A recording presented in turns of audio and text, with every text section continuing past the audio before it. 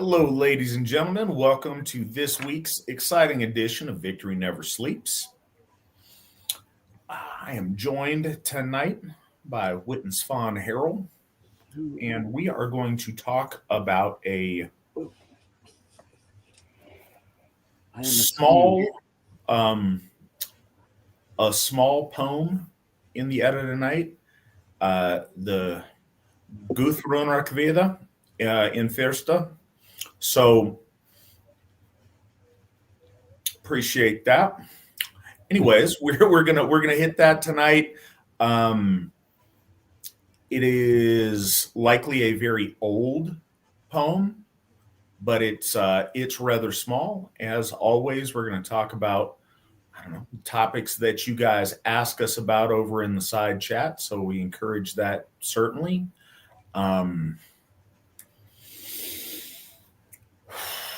Coming up in October, we are celebrating Winter Nights for the second time at Othala Acres in New Hampshire. So we're very excited for that. It was really cool last year. That's at the property of our folk builder there, Ron Boardman. Him and his family were excellent hosts. I look forward to seeing them again here in a little bit, here in about a month. So that's October 10th through the 12th, if you're able to make it. Again, that's in New Hampshire.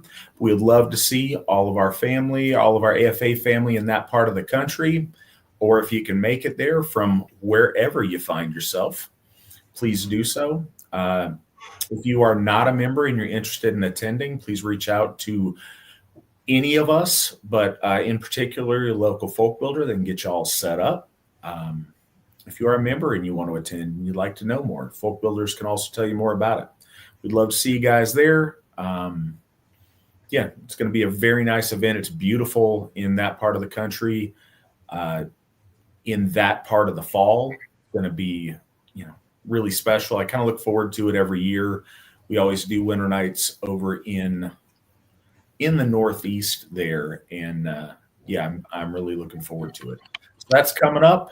Also, because I'll let you guys know weekly update on where we're at as far as Phrase-Off fundraising. You guys continue to be extremely generous. We have $18,195 so far for that effort. So that's awesome, guys. That is amazing. It's in a relatively short amount of time.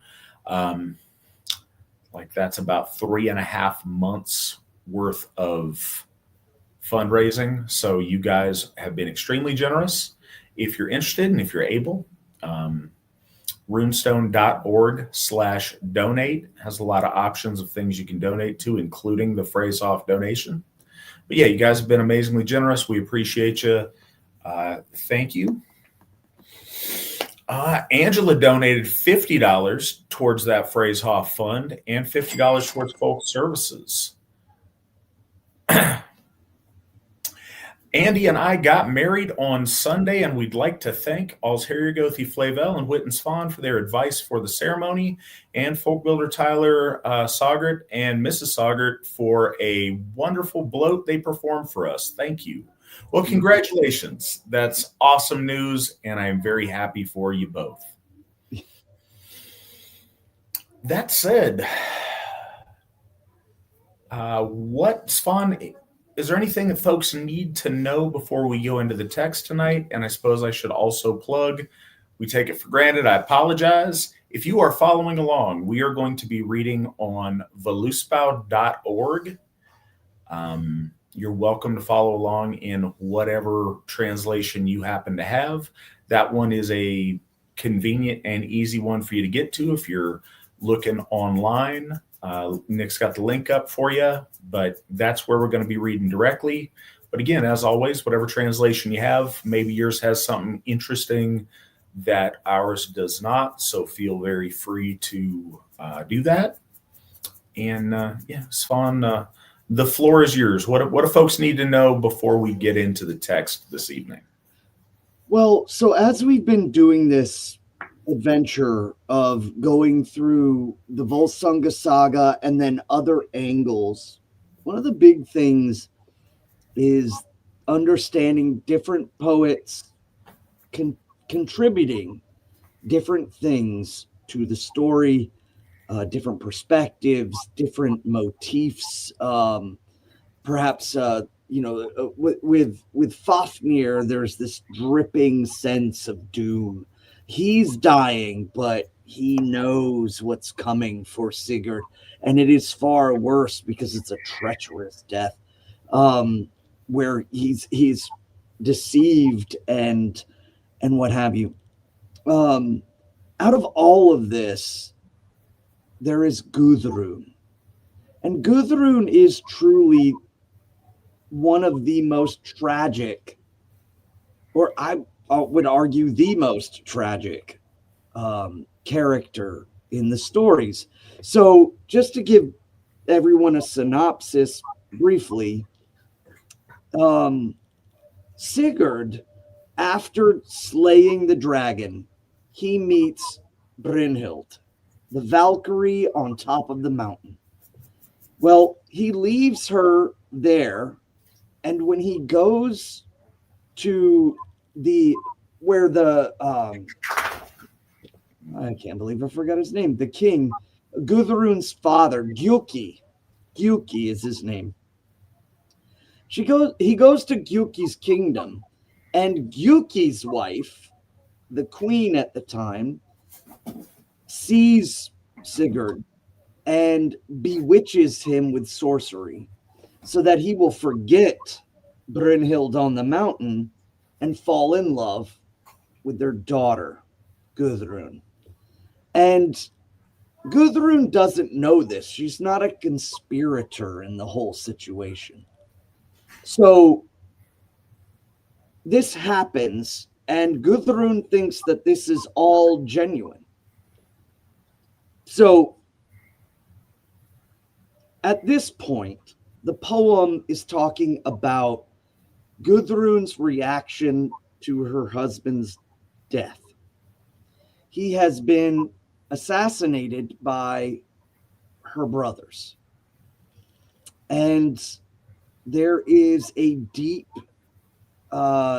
emotional pull in the poem.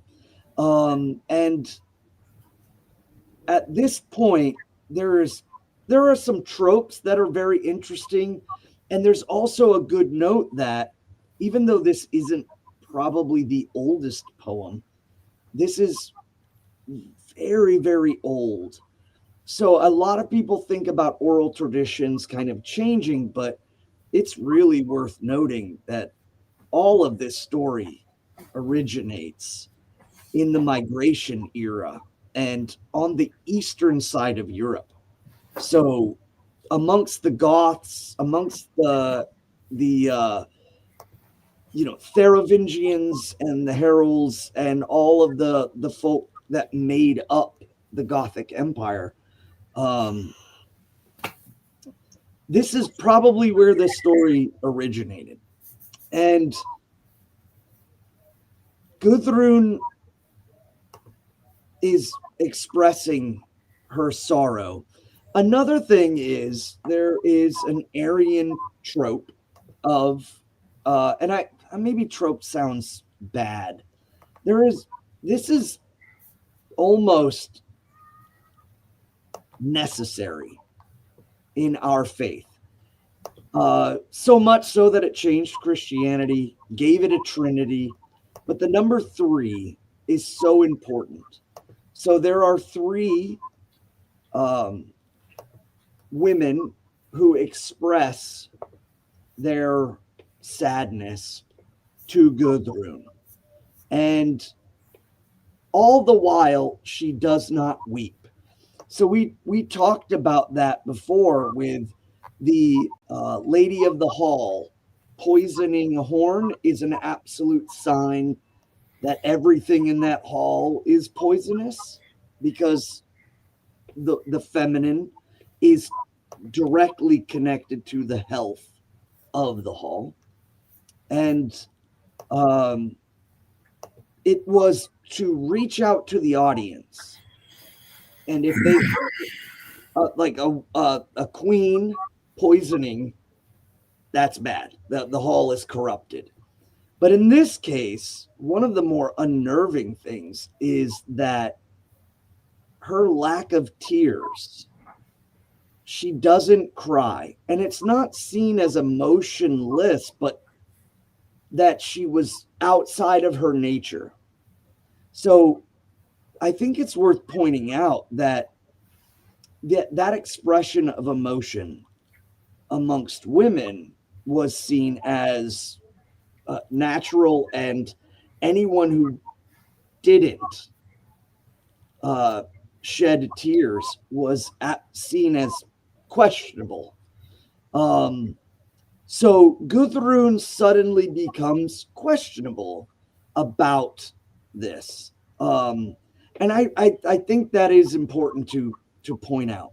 But she is in the maelstrom of her husband being tricked to fall in love with her. And the one that he originally fell in love with is a powerful demigod, Valkyrie. And then he makes oaths with her brothers, and all three of her brothers are involved in the conspiracy to assassinate him. It is kind of a moment of pause because I didn't really think about it till now about the tragedy of Gudrun. And so that's what this poem is. This is the first poem or lay of Gudrun. And that's the name. The Guðrúnarkviða in fyrsta. The fyrsta means first. So there are other things, and I would also, there are parts of this poem that go all the way back to that migration era. We can see it in the style that it's written. There is another one connected to all of this that is entirely, but we see that pieces, fragments were carried on and then most likely expounded upon because they were lost over time. As people memorize these poems, they don't memorize the entirety often. Their idea was to memorize, a few verses, and multiple people would do that, and it would kind of come together if they were presenting it in its entirety. But very, very tragic. This is a heavy one. All right. Well, that said, are you ready to take us into the text? Almost. I was looking at another poem because I will take the time to thank G.W. Farnsworth, as usual, coming in with the generosity, $25 of VNS, $25 phrase off, and $50 to Folk Services. Thank you so much for your consistent and much appreciated generosity. Yes, with these folk that are giving, I mean, I have no doubt you will get us there. Like they are helping, and you have the drive, the engine, and the church is working for you. So it's going to be glorious. Yes, indeed. Yes, indeed. Yeah. Another side note for folks: after the slaying of Sigurd is convoluted through two stories, as that in one he's mentioned as fighting the three brothers, But the one that we read and the one that is in detail is that he is sleeping next to his wife, Gudrun, and they come into the hall and they have convinced the youngest of the three brothers. The eldest brother has convinced the youngest to initiate the attack. There's mention of dark sorcery in which he consumes wolf flesh and builds up his fervor. And because of the negative view of wolves amongst our ancestors at that time, especially, and they attack and drive a spear through Sigurd. So she is now at his side when all of this begins. And it starts with a little pre-section before the actual verse begins. Gudrun sat by dead Sigurd. She did not weep as other women, but her heart was near to bursting with grief. The men and women came to her to console her, but that was not easy to do. It is told of men that Gudrun had eaten of Fafnir's heart and that she understood the speech of birds. This poem is about Gudrun. So one of the things worth noting too is this is entirely new. The idea that Gudrun also ate of the blood or of the heart of the worm and was able to hear birds. Is this an aspect added in for better storytelling and better poetics? Most likely,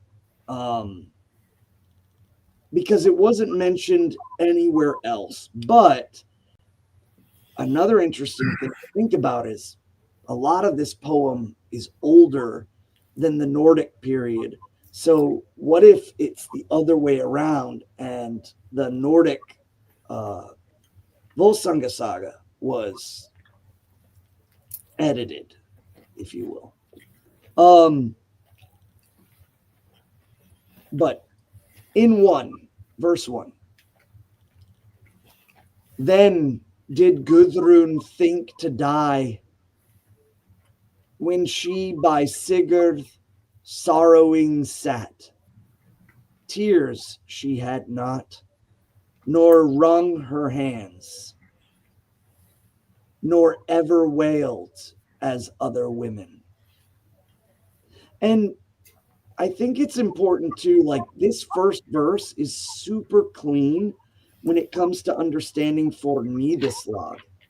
Fornidhislag style always kind of, it emphasizes a consonant or a vowel in the beginning of the first sentence.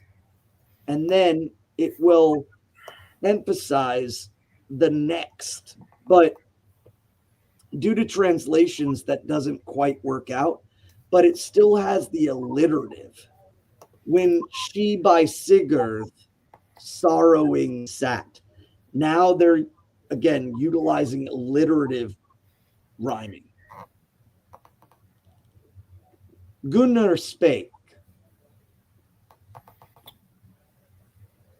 To her, the warriors wise there came, longing her heavy woe to lighten.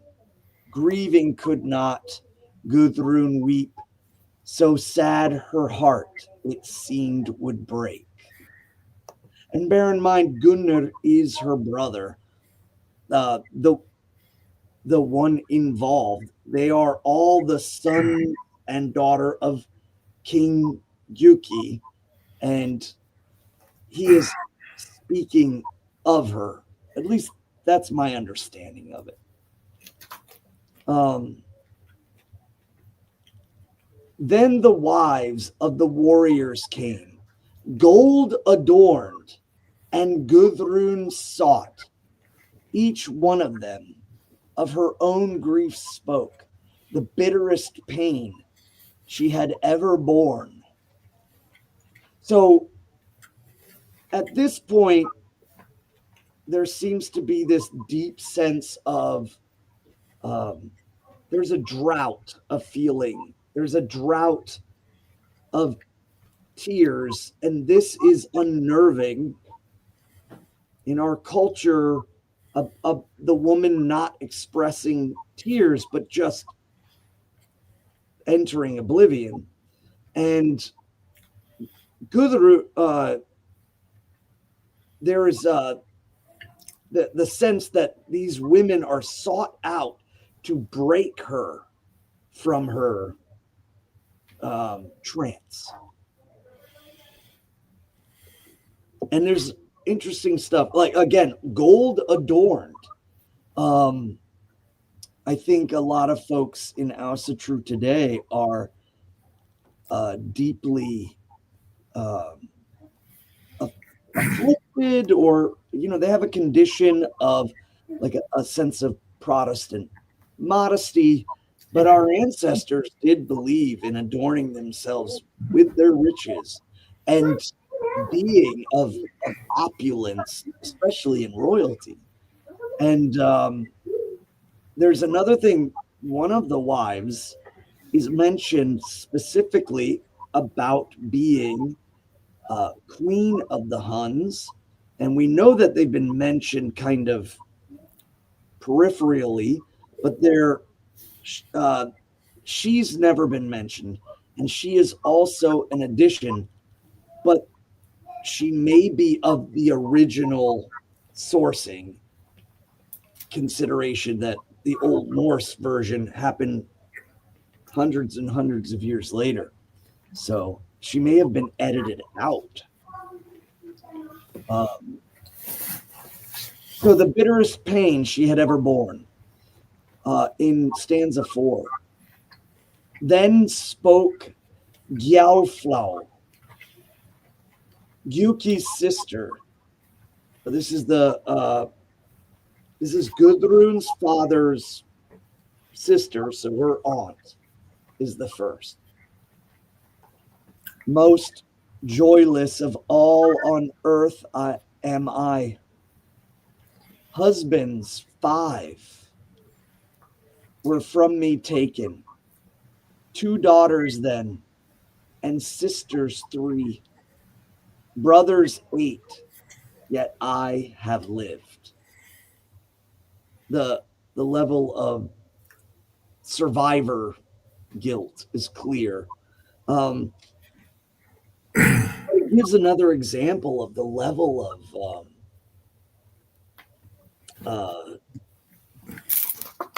turmoil that our ancestors had to deal with, especially in the royal courts. I'm not saying that it's any less in the lower rungs of society, but Asatru, are you on mic?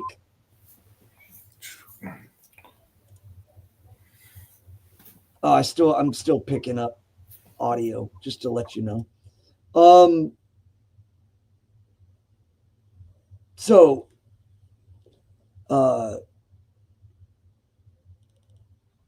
all of her husbands, 5 of them, taken from her. She doesn't specify, I'm assuming battle, but disease could be as well. It's just very, very brutal. And even then they knew it was brutal.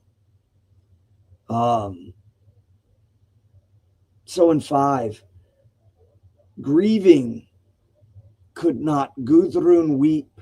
Such grief she had for her husband dead, and so grim her heart by the hero's body.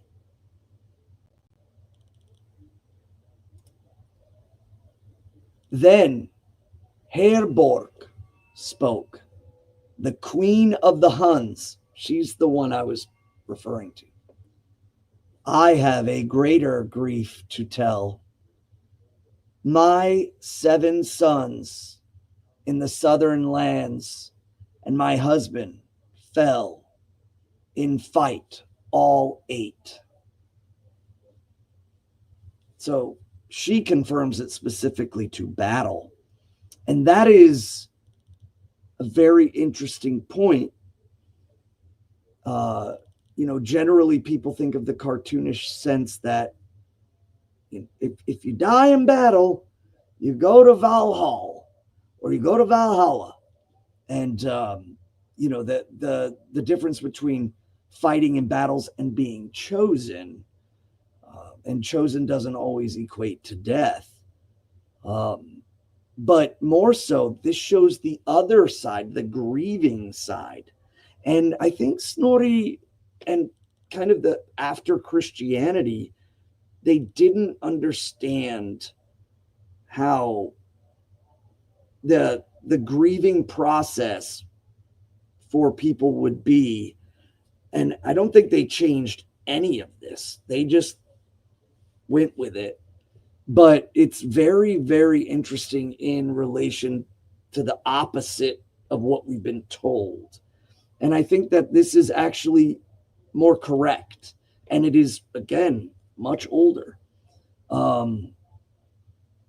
So it does speak of the kind of the loss of the mother, what the sister, what the daughter may feel about the loss of the menfolk in their family and their clan dying at war. And it's also interesting to think too, she is the queen of the Huns. So the southern land could be the Thracian, Dacians, actually, I think would be more correct time-wise. Or even further, with a great amount of the Gothic peoples actually coming out into the Aegean and kind of button hooking back to Athens and sacking Athens. So maybe it's there. In 7, father and mother and brothers 4, amid the waves the wind once smote, and the seas crashed through the side of the ship. So she lost her mother, her father, and her brothers to a ocean. And a lot of people might be wondering if she's the queen of the Huns. Didn't they just come from Asia or Eurasia? And a lot of people forget about the Black Sea, the Caspian Sea, the Volga River, and there was a huge contingency of Goths that moved down into the Aegean Sea and sacked Athens and many other places around there while it was under Roman control. So anywhere of these could be. And then she says, the bodies all with my own hands then I decked for the grave, and the dead I buried. A half year brought me this to bear, and no one came to comfort me. Now, a couple of things. One, the poem consists of these queens telling Gudrun in comparison of woe, not to outdo her woe, but in order to tell her that she must grieve, she must let this out, she must go on and not be in this catatonic state. And so we can kind of see culturally that idea of like a catatonic state of a woman would be perceived as uncanny and unnatural. And we also get a glimpse into the funerary practice. She buried them. And we have to understand that our ancestors buried and did cremation based on many different things. There's not an Asatru one all catch all throughout history. Now it has become the preferred and predominant way of doing things. And I would concur. I think that it is the best way to do this, but it was done because ultimately our folk, and especially the folk of the Germanic migration period, came from the same as the Dacians, and these folks are the Kurgans, and the Kurgan is the burial mound. So the burial mound never leaves, but it ends up becoming something more relegated towards perhaps royalty, and maybe that's why she buried them, and that the barrow mound being constructed is more geared towards royalty, whereas cremation is for the warriors. And then, kind of anyone that kind of falls out of that it's variable and is left to guess. But she says that no one came to comfort her after a half a year of the process of burying. Grim to think about, considering decomposition, but having to keep your loved ones around so that you could properly bury them, keeping them perhaps in a temporary place. Then she says, then bound I was and taken in war. So she was kidnapped from the enemy. And that could happen at any time after, since she no longer had her kinfolk to protect her. A sorrow yet in the same half year, they bade me deck and bind the shoes of the wife of the monarch every morn. So she became a thrall, a slave, working. And I really love the fact that there are some key words being utilized here that really start to pull and elevate our faith and just the imagery and the aesthetic of it out of shoulder pelts, face paint, Viking go bonk. Our ancestors are the royalty. They have royalty. They have lands. They have, thanes, etc. And I was just speaking to a member here in Thorshof district about how I place that aesthetic upon the gods, and that is, a lot of people might look at Lord Thor in a certain way, but I look at him in a different way, like a regent and a defender of borders. Anyways, so 10. So she's wrapping this monarch's feet every morning, and she's basically a thrall. And she says, in jealous rage, her wrath she spake and beat me oft with heavy blows, oft meaning often. Never a better lord I knew, and never a woman worse I found. So very just kind of snapshots into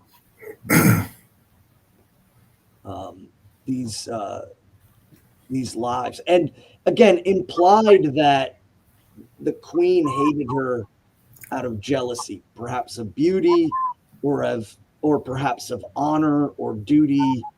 But the king liked her, but the queen did not. And we're talking about Herborg, the Queen of the Huns. Grieving could not, Gudrun weep. So now we go back to the narration. Grieving could not, Gudrun weep. Such grief she had for her husband dead, and so grim her heart by the hero's body. And this is a repeat of the exact same verse earlier on, and that again is for the poet to kind of anchor. Okay, I've done and memorized this section. I repeat this verse, and then I will do this section. So now shifting. Then spoke the third, Guðrún, Giuki's daughter. Thy wisdom finds not, my foster mother, the way to comfort the wife so young. She bade them uncover the warrior's corpse. The shroud she lifted from Sigurd, laying his well-loved head on the knees of his wife. Look on thy loved one, and lay thy lips to his, as if yet the hero lived. So just in those two stanzas, one of the things I wanted to bring up is you can already see the foundational work for medieval poetry. We've talked often about how Christianity did not lay the seeds for knighthood and for chivalry. It was this age in Europe and the poetics showing that there was these budding seeds of what would eventually become the knights of Europe. And I think that if they were not interjected by the usury and the kind of scheming of the Catholic Church, they still would have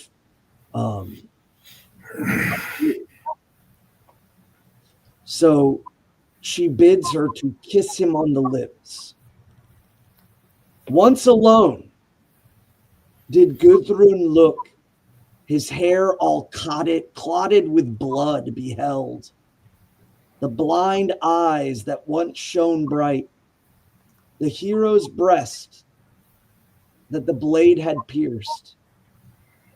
Then Gudrun bent, on her pillow bowed, her hair was loosened, her cheek was hot, and the tears like raindrops downward ran.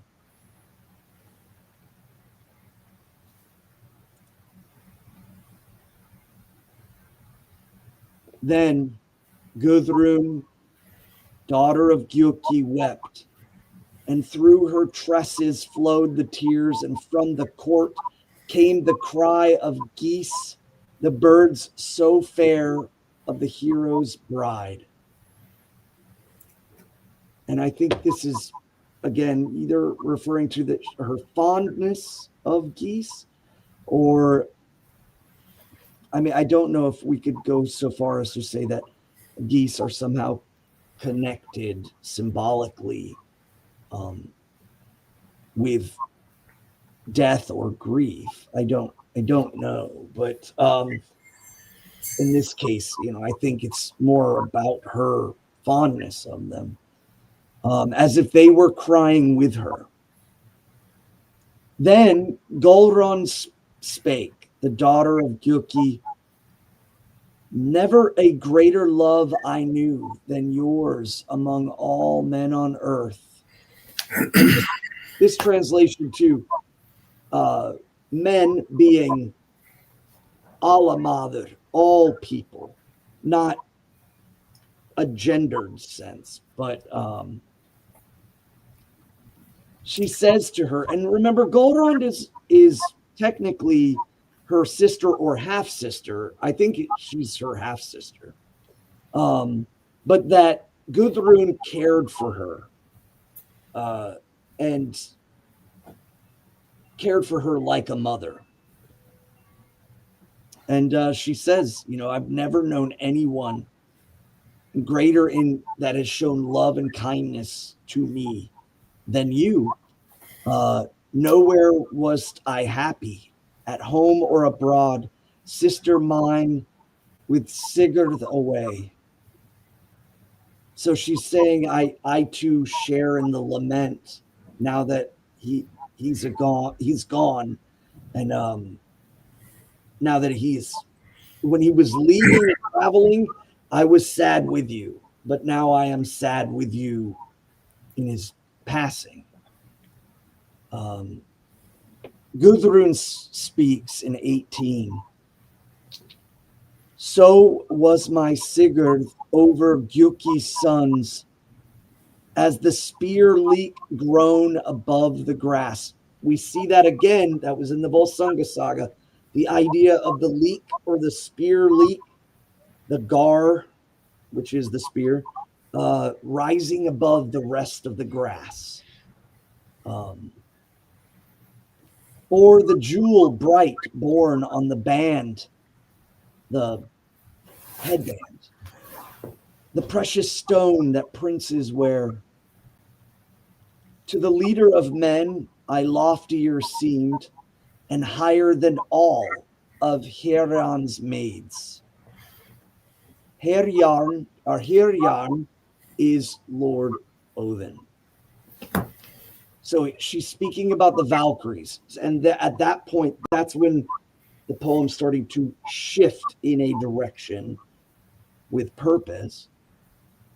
As little now as the leaf I am on the willow hanging, my hero is dead.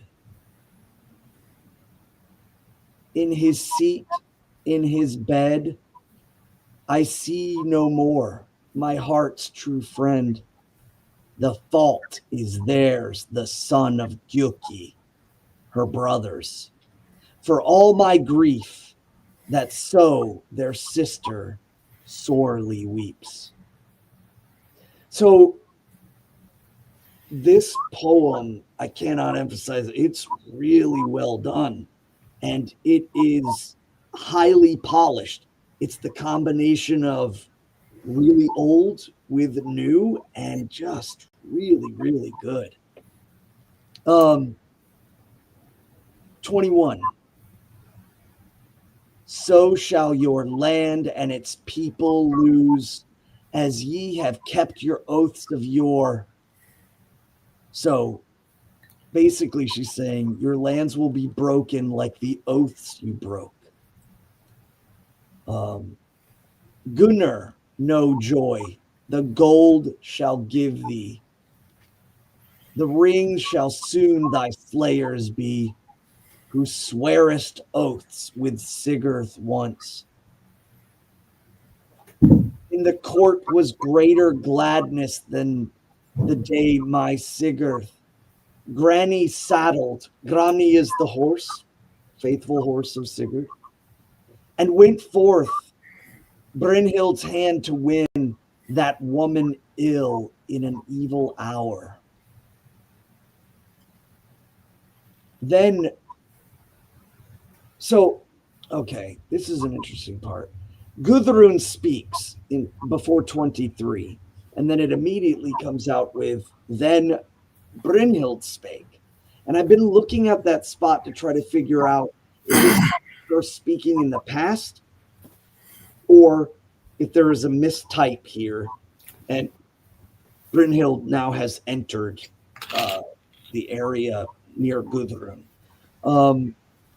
But we'll read it as it is, and hopefully I can get some gleaning from it. Then Brynhild spake, the daughter of Buthli, may the witch now husband and children want, who Gudrun loosed thy tears at last, and with magic today hath made thee speak. So I'm taking this as Brynhild enters the hall. The three ladies are there. They're trying to console her. She finally drops tears, and then Brynhild shows up to see those tears. She was not there before, and ultimately this was her doing. She shows up after. So the three ladies are still there with her. Then Guðrún, daughter of Giuki, spoke. Speak not such words, thou hated woman, bane of the noble, thou ever hast been. Born thou art on full wave, sorrow hast brought to 7 kings, and many women hast loveless made. So the villainous nature of Brynhild the Valkyrie is not understood till later on in the story. And it comes from a place of vast and powerful emotion. She loved Sigurd. And if she couldn't have Sigurd because of sorcery and oaths, no one could. And so that's kind of her position in this sense. And Guðrún says it, you are a bane. Then Brynhild, daughter of Búthli, spake, Atli is guilty of all the sorrow, son of Búthli and brother of mine. So this part is interesting because Atli is, of course, Attila. And the notes here say that this stanza itself is in bad shape in the original, and maybe of 2 separate stanzas. But Atli is Brynhild's brother, and she blames him, not herself. That the warring between the brothers is because of the warring that they had with Atli, and a lot of what Gunnar marrying against his will, according to her, and just how Sigurd kind of showed their cowardliness.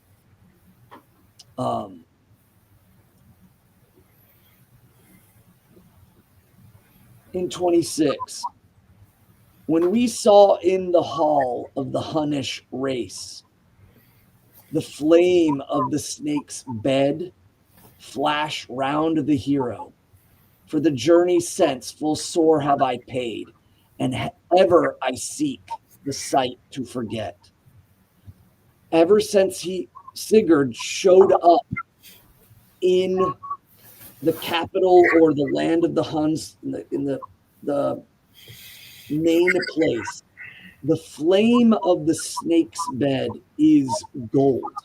It's a kenning for the bed upon which a dragon sits. And she says, I have cursed that moment on. By the pillars she stood and gathered her strength. From the eyes of Brynhild, Búthli's daughter, fire there burned and venom she breathed. When the wounds she saw on Sigurd then. So she lays eyes on Sigurd and she sees the deed that she ultimately orchestrated, and she grabs the pillar as she is again overtaken by these emotions. Gudrun went thence away to a forest in the waste and journeyed all the way to Denmark and was there 7.5 years with Thora, daughter of Hákon. Brynhild would not live after Sigurd. She had 8 of her thralls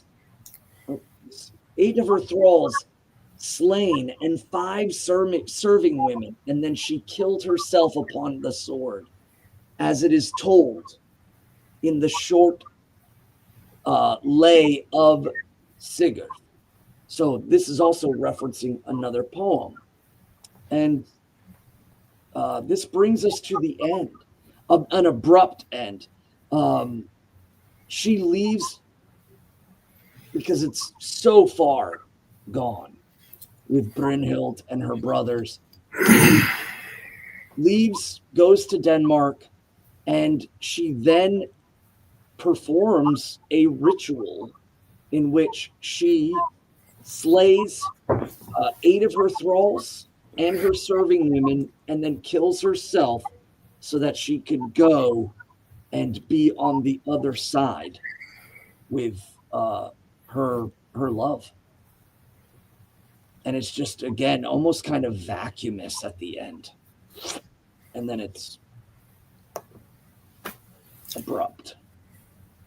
Well, thank you, Svan, for reading that. Like I said, guys, it's not a long one this week.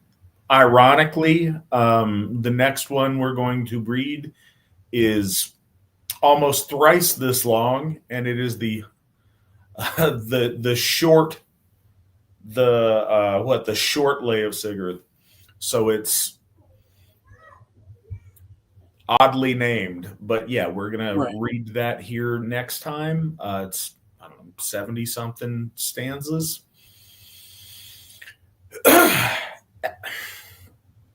This is really well composed. The imagery is really powerful, and I like to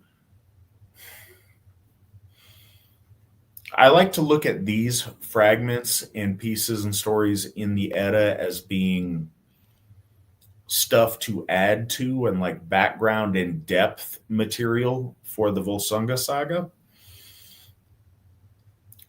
It's interesting. The Nibelungenlied was written near the same time as the Volsunga saga was recorded. And when you read the writing, they appear to take place at different periods in history, because I think a lot of the time, at least when I read it,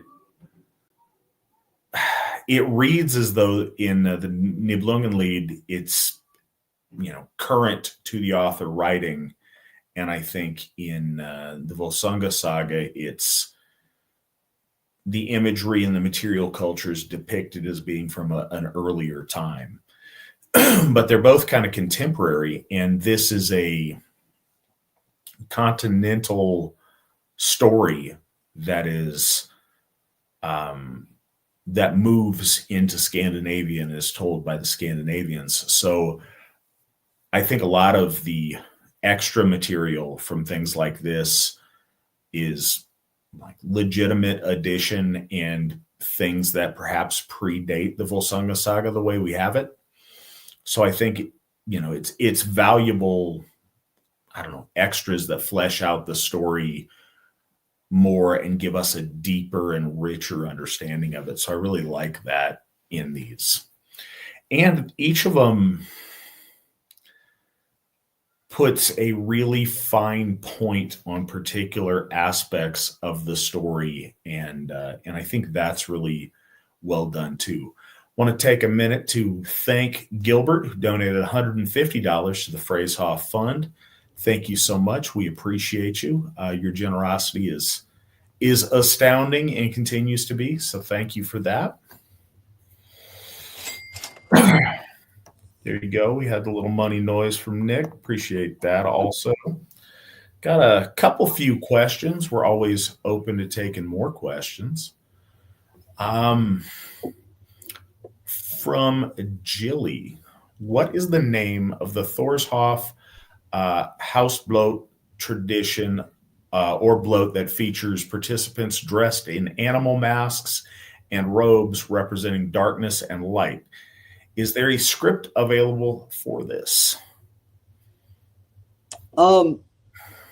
So, actually, did you want to?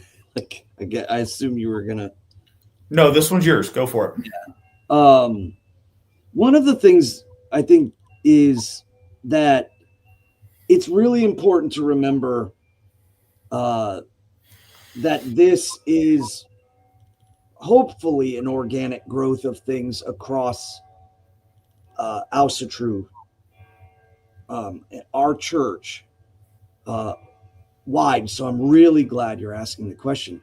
And it comes from a very, very old tradition that, in essence, is a ritual to perform in which we kind of foreshadow the coming of winter, almost like a Groundhog's Day.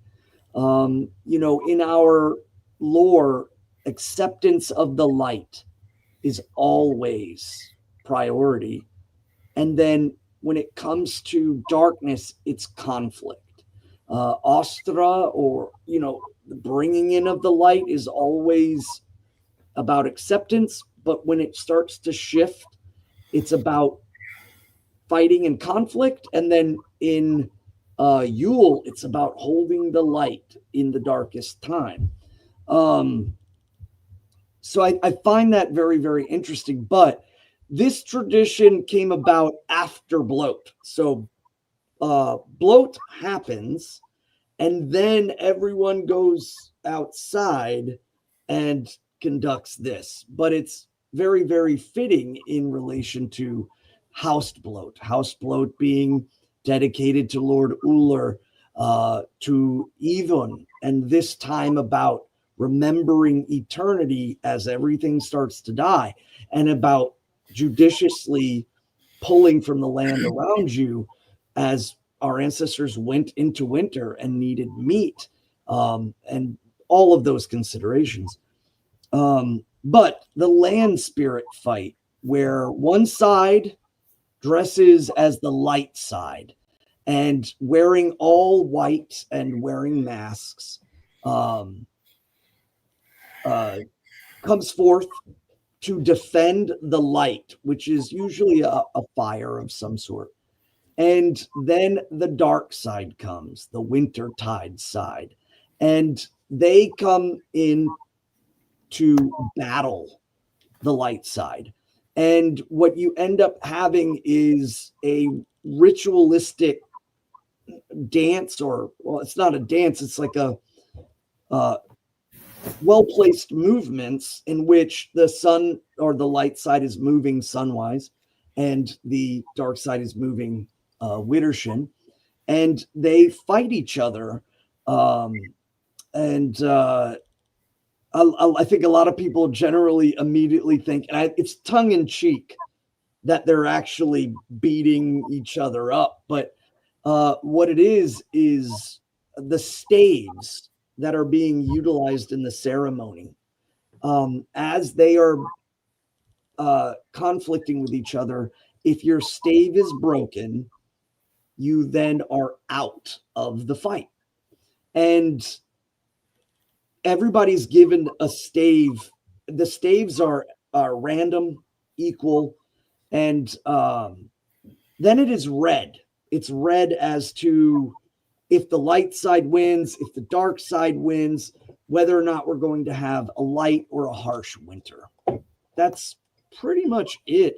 There isn't so much a script for it, but I could definitely reach out to you and talk to you about organizing how to do this. I want this.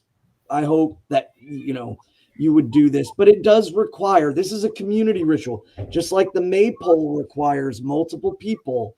This ceremony does at least require 9 people. You need 4 on one side and 4 on the other, and one person to kind of observe and run the rotations to make sure everybody's kind of working together, especially once you wear masks. And the masks are representations of land spirits or the summer or winter tiding. So no giraffes, no animals from Siberian tiger. So, hold on. What if this ritual were taking place on the Serengeti or in Siberia? That absolutely is pertinent then. But it's generally the animals are always of the local area. And then there are other masks that some people do, which if they just don't want to do an animal, because you have to choose an animal, and they're kind of themed. Generally bovine, deer, anything of the air, eagles, hawks are summer tiding, seen as part of the light. And then coyotes, wolves, owls, even the white rabbit has been on the dark side, or the buzzard, the turkey vulture. And so each of the sides kind of do that, but some people just kind of get tossed up in that and they don't know which one to do. So the other one that they generally do is just make a mask out of the foliage of each side. One side has coniferous and the other side has deciduous. I've seen like pine cone horns and big bristled mustaches out of pine needles, and then like oak men. And the idea about this has been around for a long time, but the organization of our faith has really given way to opening this up. And I would love to see this in comparison to perhaps the Swiss herdsman dressing up, or Krampus style, where people are excited, the children choose sides, they make a big noise for whichever one they want, and then the battle commences. And I hope that it gets a lot more detailed and intricate as we go. But that's pretty much the basic breakdown of it. And it happens in reverence to the land spirits. It's their time of great conflict as well, that the darkness is coming, the food is disappearing, and the hunting is coming about. So that's kind of the ultimate motive of the battle during Haust Bloat. But it does happen after Bloat. They are connected, but not completely.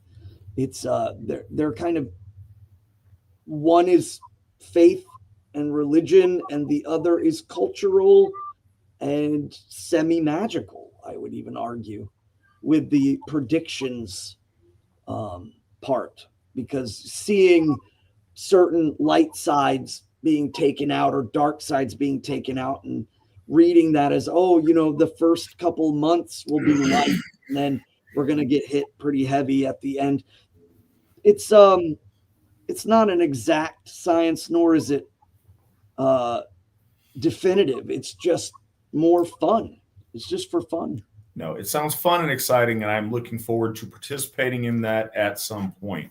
I've yet to engage, but it sounds exciting, and I know a lot of people are getting excited about it. It's a fun thing and a cool thing that you've kind of initiated there.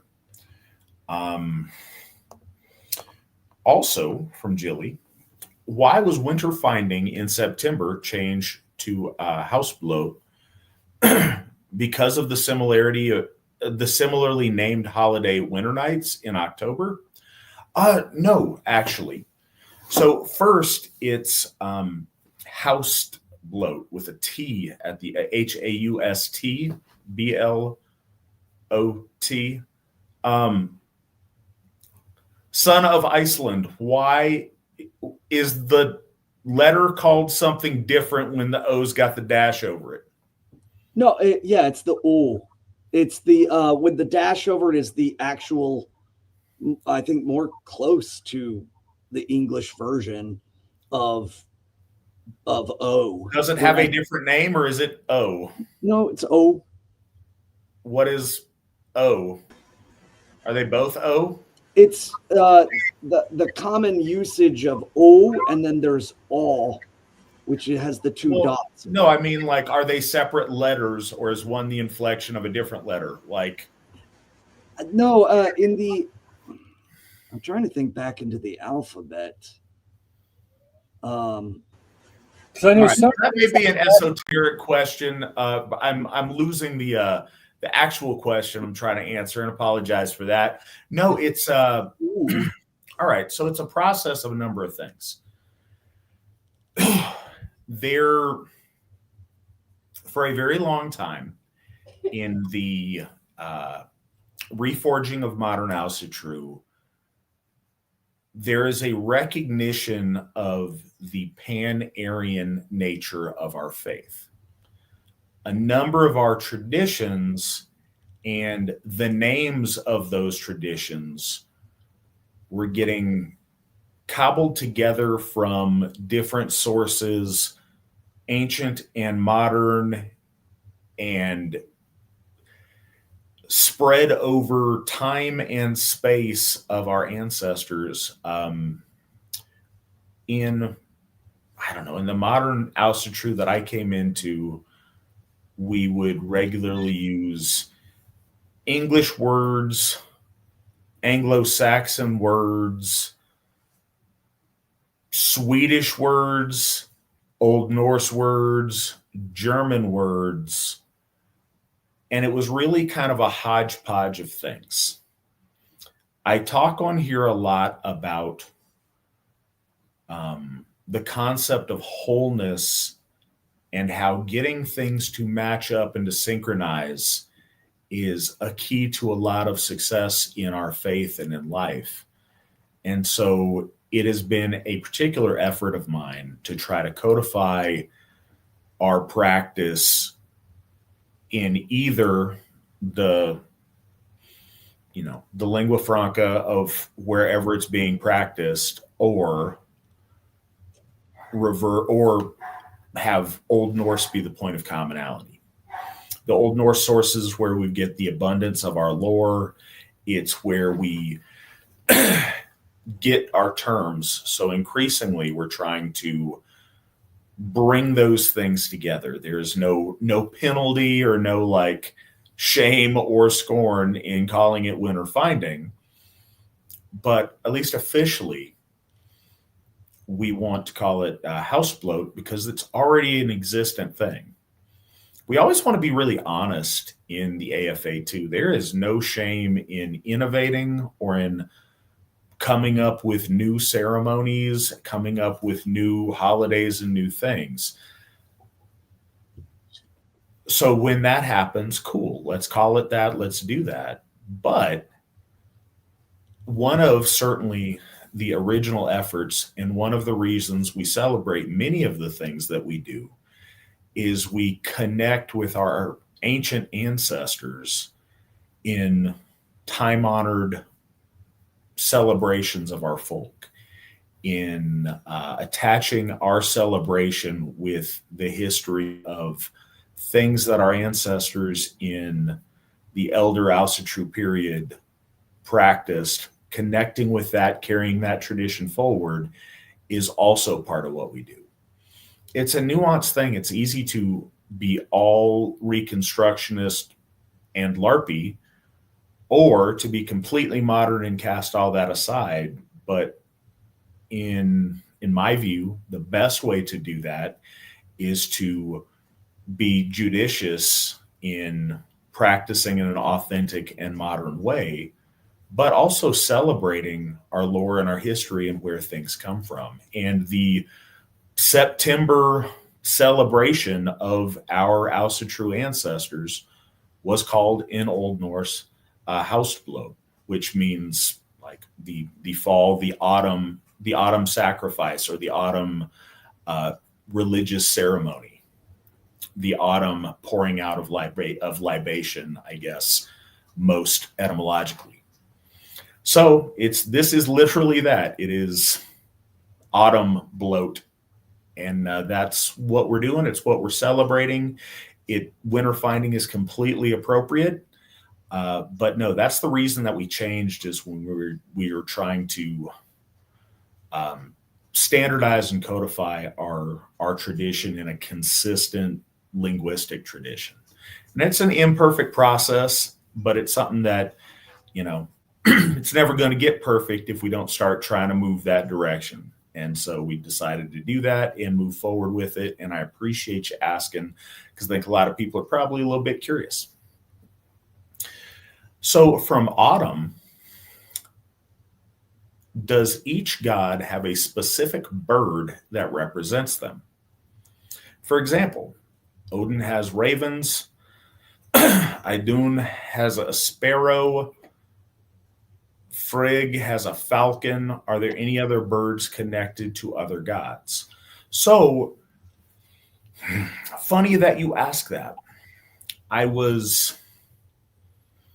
have a long-term project that I'm kind of in the processes of thinking of and working on. And I asked the Gothar at different Hoffs that we have to come up with the bird that most symbolizes or is, the mascot bird of that particular Hoff. And it could either be a bird related to the god of the Hoff, or it could also be something regional to that area. Both were kind of valid things, but we talked about it, and it got kind of I don't know, the creative juices flowing on that, because you're right. Some of our gods specifically have birds related to them in the lore or traditionally. I have never heard that Frigg has a falcon. A falcon I have heard is traditional with Lady Freya. Frigg, though, there's a tradition of her having an owl. And I'm not sure. And the heron. And yes, and I'm not sure where the owl tradition comes from, but in German lore, that was a point of association. And there's a poem by Hermann Lons where he references that owl. That might have something to do with Athena, because she's very often referenced with an owl. Yes, I see that, and I don't know if it was just directly taken there wholesale or if there's some deeper piece of lore on it. I think it's a really interesting subject. You're right, Odin with the ravens, I think is an obvious one that pops out. And I personally have always associated the owl with the maidens of Fensaler and Hlín, and the idea of the always watching, always kind of knowing without having to move. And I think that's where the thing comes in, is the owl's association with wisdom. And a lot of the wisdom tradition, the foreknowledge, the knowing things to come but being silent about them, I think it lends itself really well to Frigg in that way. There's a rich tradition of swan maidens, and the Valkyrie either being able to transform into swans, having swan cloaks to put on to take on their swan form. That is talked about a lot in our lore. Svan, are you aware of any other specific bird connection with our gods? Well, I know that I spoke about how some people who make proclamations about our ancestors, the owl is a perfect example of it is in our lore.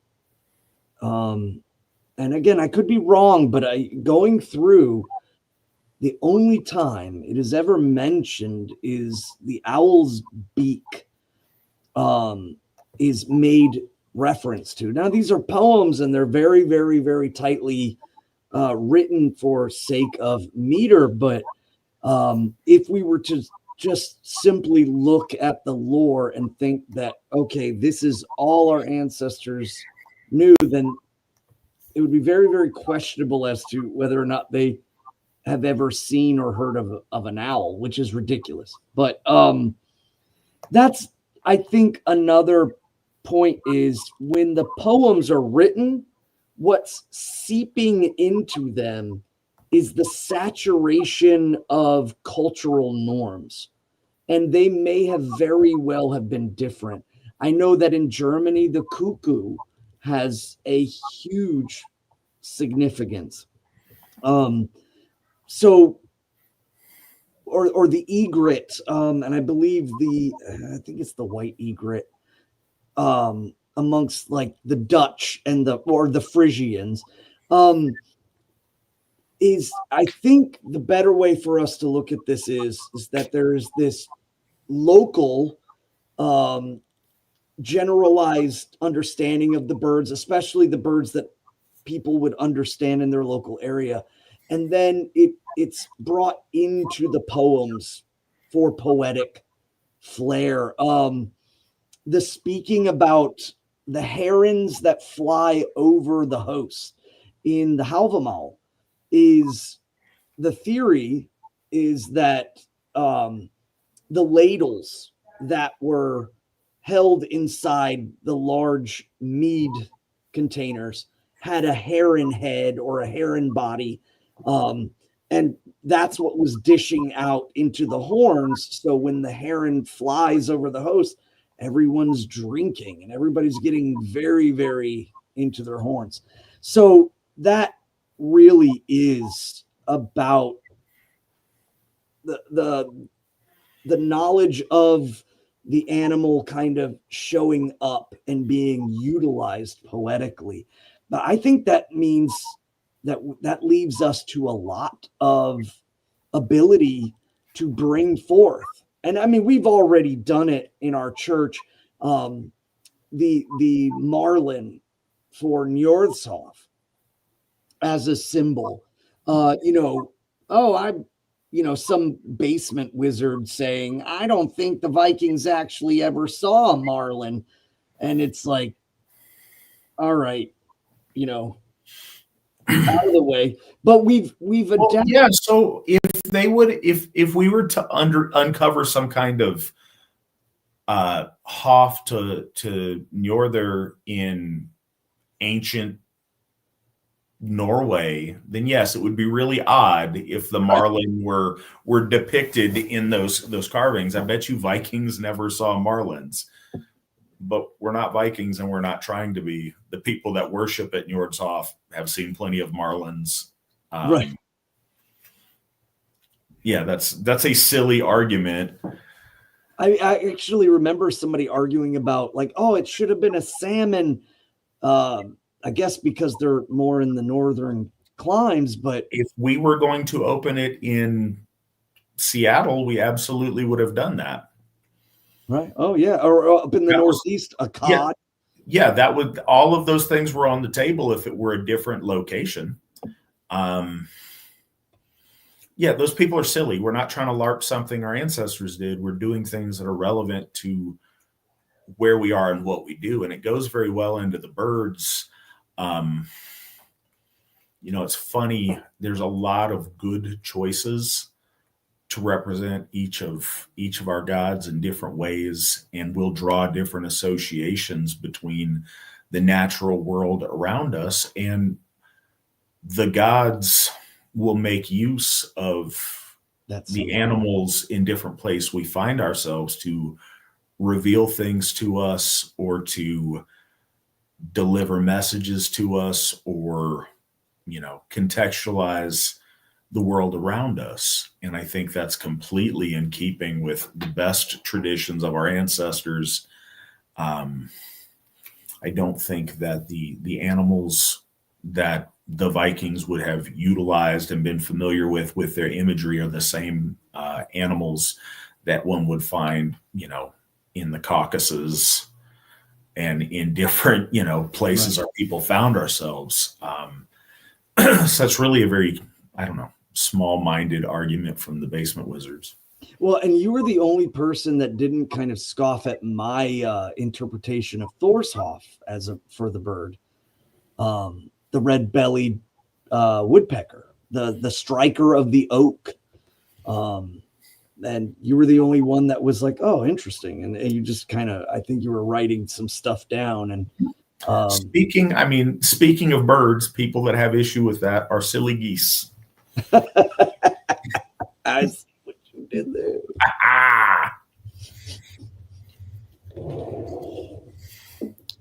So this next one is interesting, and I'm curious about the Svan take on it.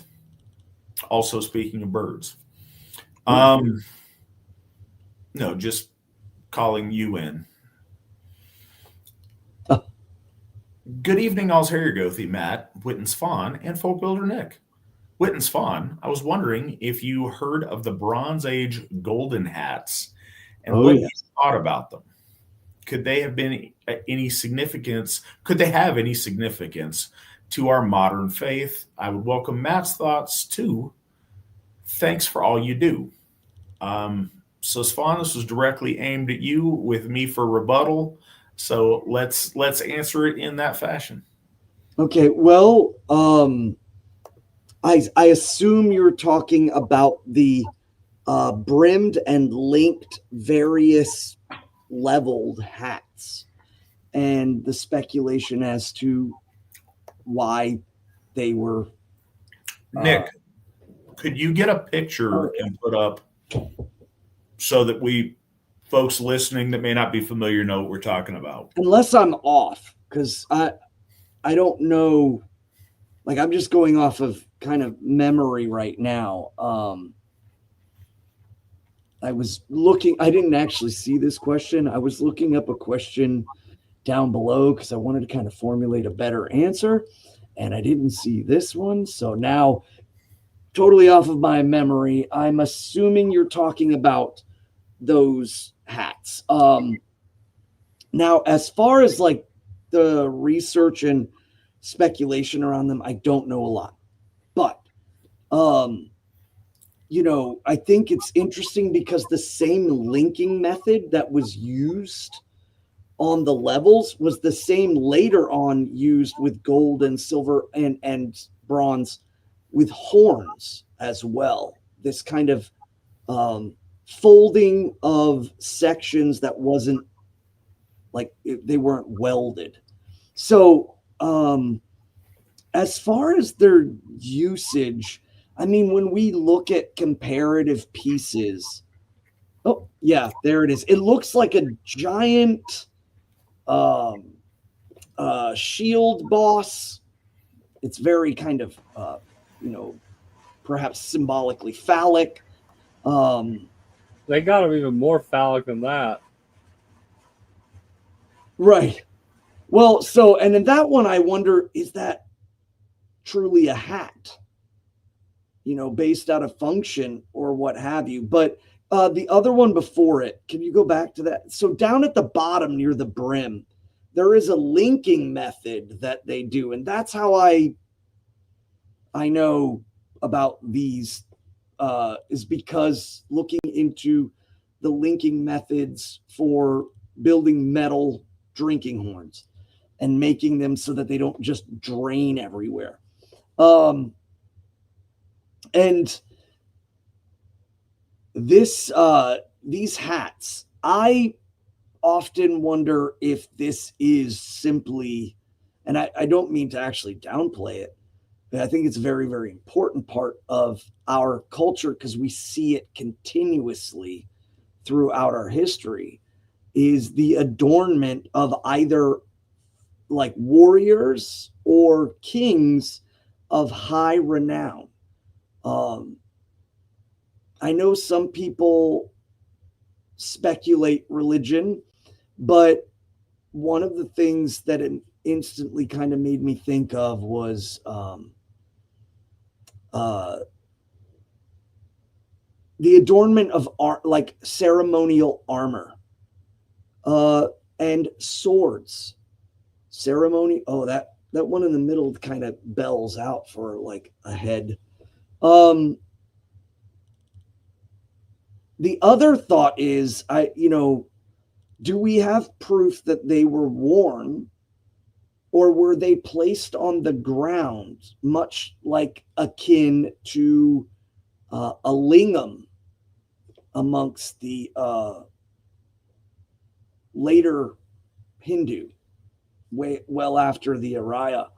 That would be interesting if that can be confirmed, but I don't know enough to know if I can't recall at all if there was an actual like skeleton found with it on its head, but it strikes me very much as kind of in the same chord as when the Spanish king gets a completely bedecked suit of armor that is masterfully made, but was not intended for the battlefield.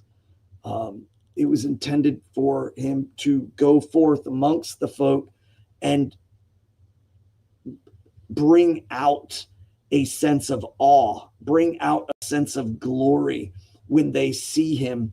And I think that that's ultimately kind of the purpose, if this is a hat again.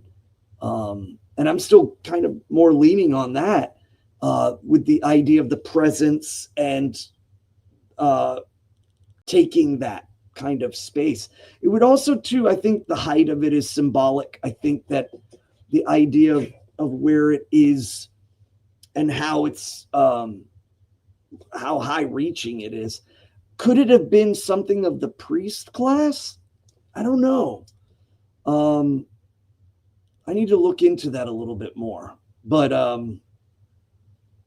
again, we see throughout all of our people in Europe, there is this decoration of the kings, decorations of the warriors, where they go forth in things that are not at all.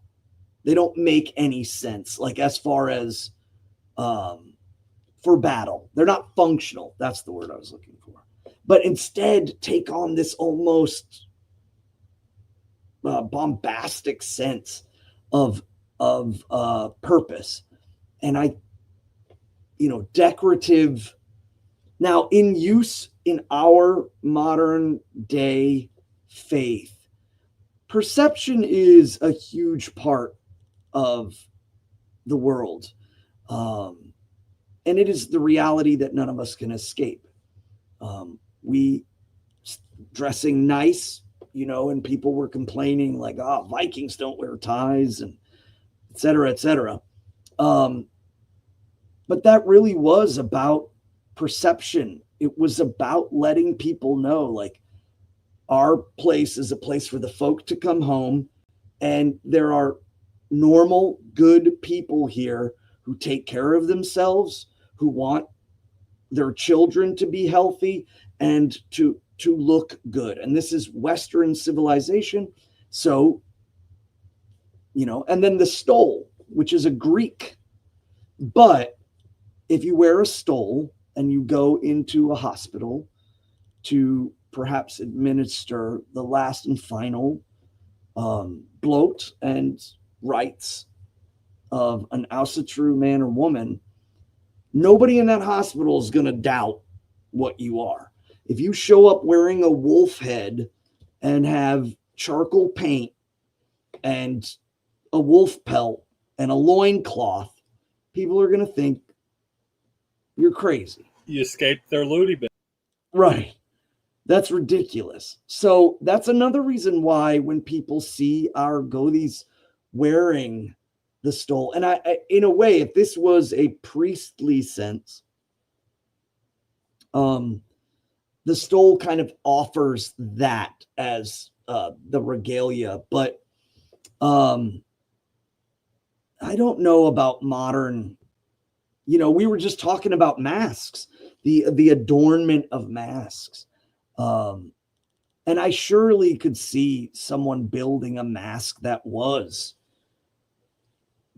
big, loud, crazy, and certainly light side if it's made out of gold. But as far as just everyday total usage, I don't know. I don't find a lot of that there. I just think it's way more interesting in relation to the way that it was binded, and again, the mystery of the possible uses. So in my understanding of them, they've got, it's like their gold leaf over top of some kind of a fabric or some other material underneath them for a lot of the body. and that they're thought to be hats a little bit because of how the part at the bottom is situated with whatever liners inside them to fit on a head. But I also read some theories about them having a function as a calendar. They've got different little discs and things on them. I think that we may never know what they were for. I genuinely have no idea. People associate them with some kind of a solar cult because they've got little circles, like stylized circles all over them. And it's made out of gold and other overtly solar related objects from a similar time period make heavy use of the gold leafing. I don't think that's definitive by any means. I think it's just pointing out some similarities. Could be that, could be completely unrelated.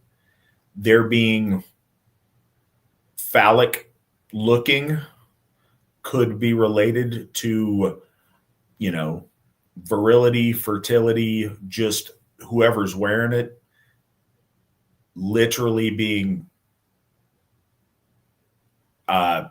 prominent of phallus to make them stand out as important and special and powerful. I have no idea.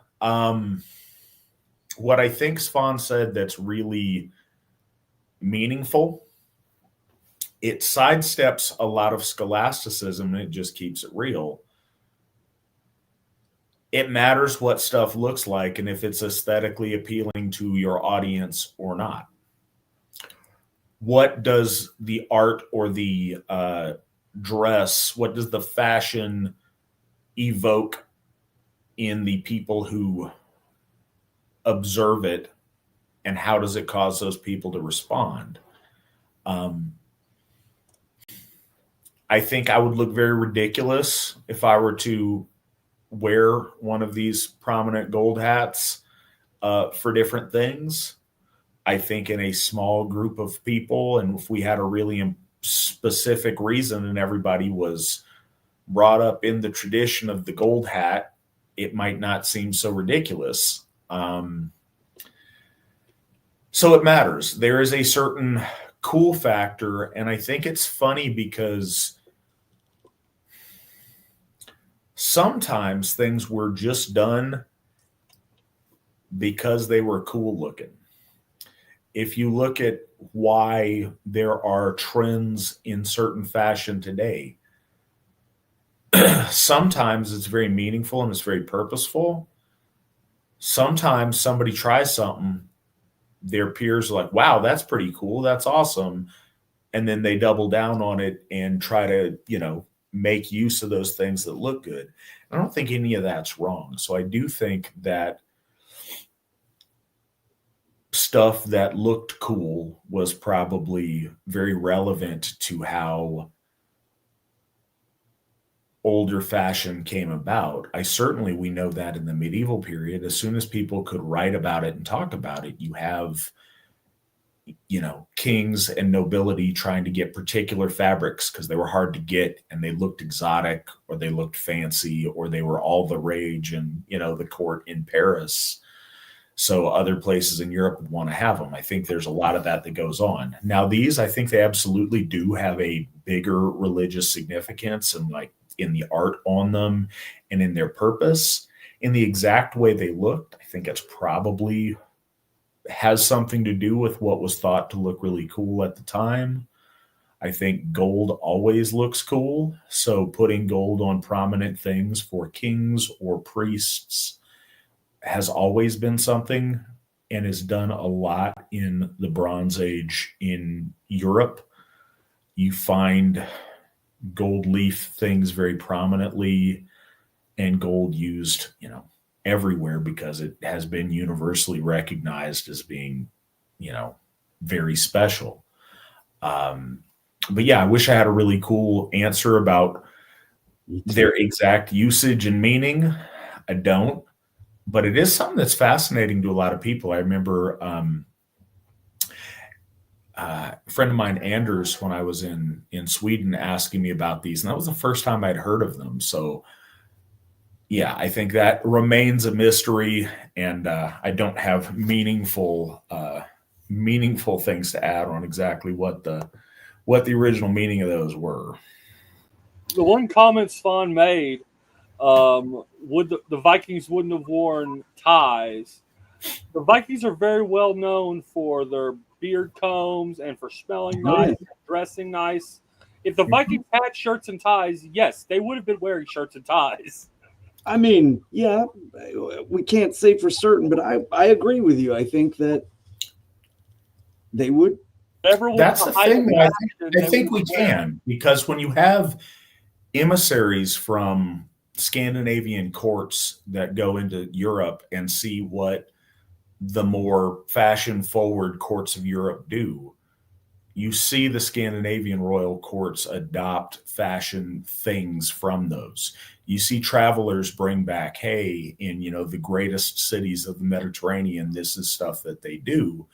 And you do see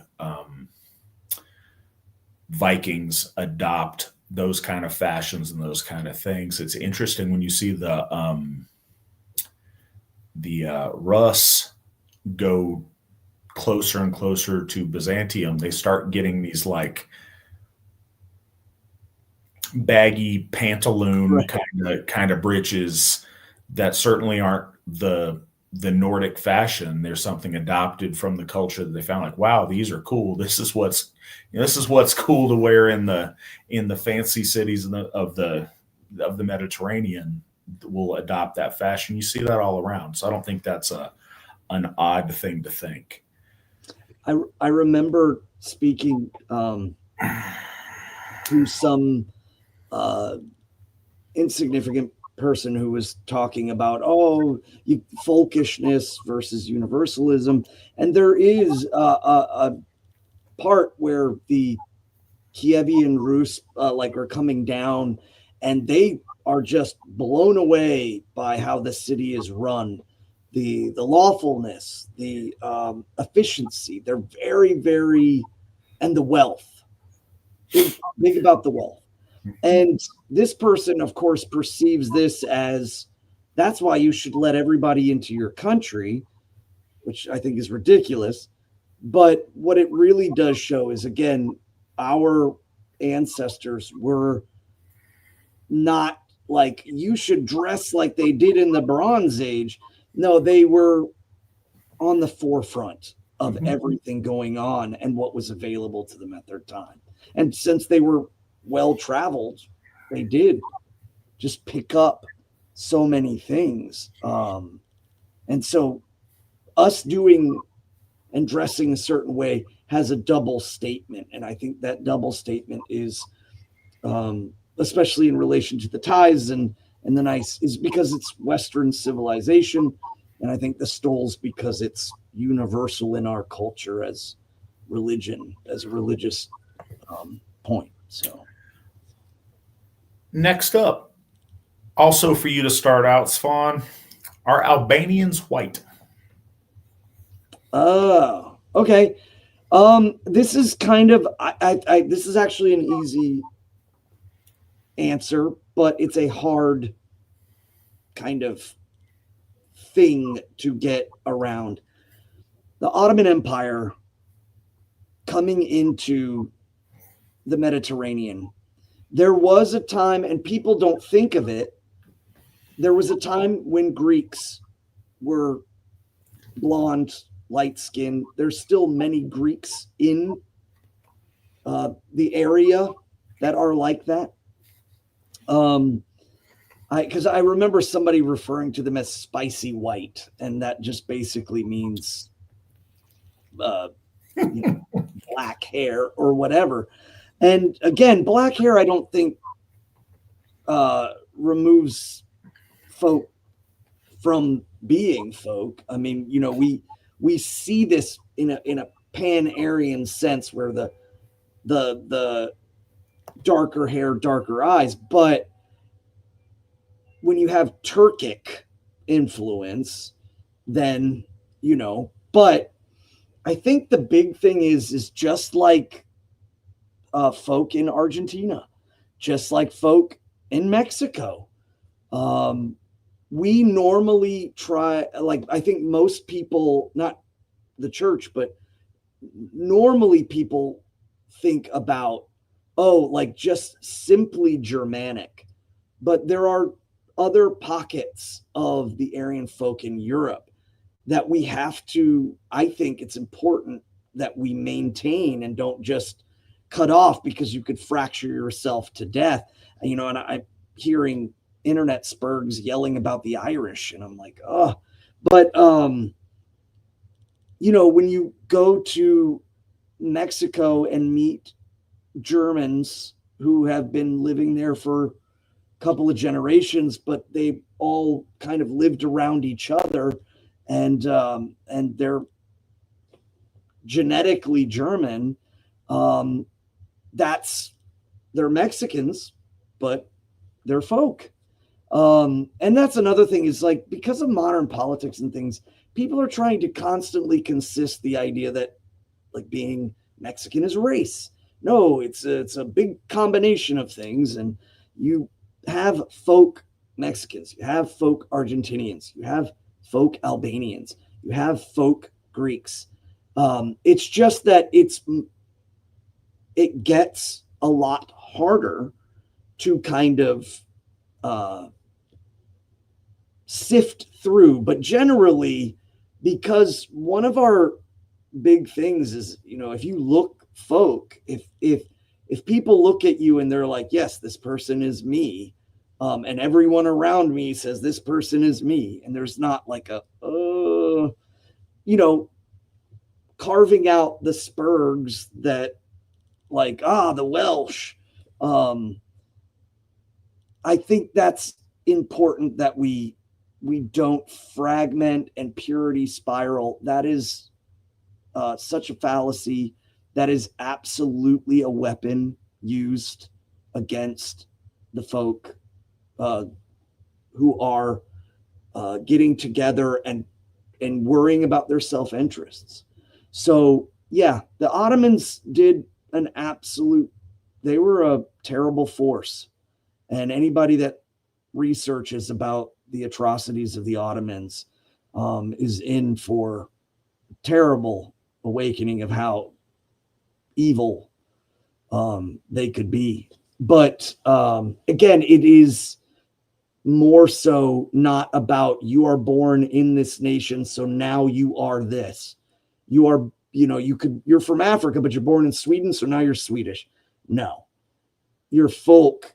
We can see it, or you're not folk, because our nations have come and gone. It's beyond nations. So that's kind of my take. I don't know if that's controversial. Are you okay? Sorry, I didn't know if you had left. No, I was eating Costco shrimp cocktail, and I felt it would be impolite to eat it in front of our amazing audience. Right. But Swan, class. Well, and I did not. So, Swan, are Albanians white? Oh, that's what I just answered.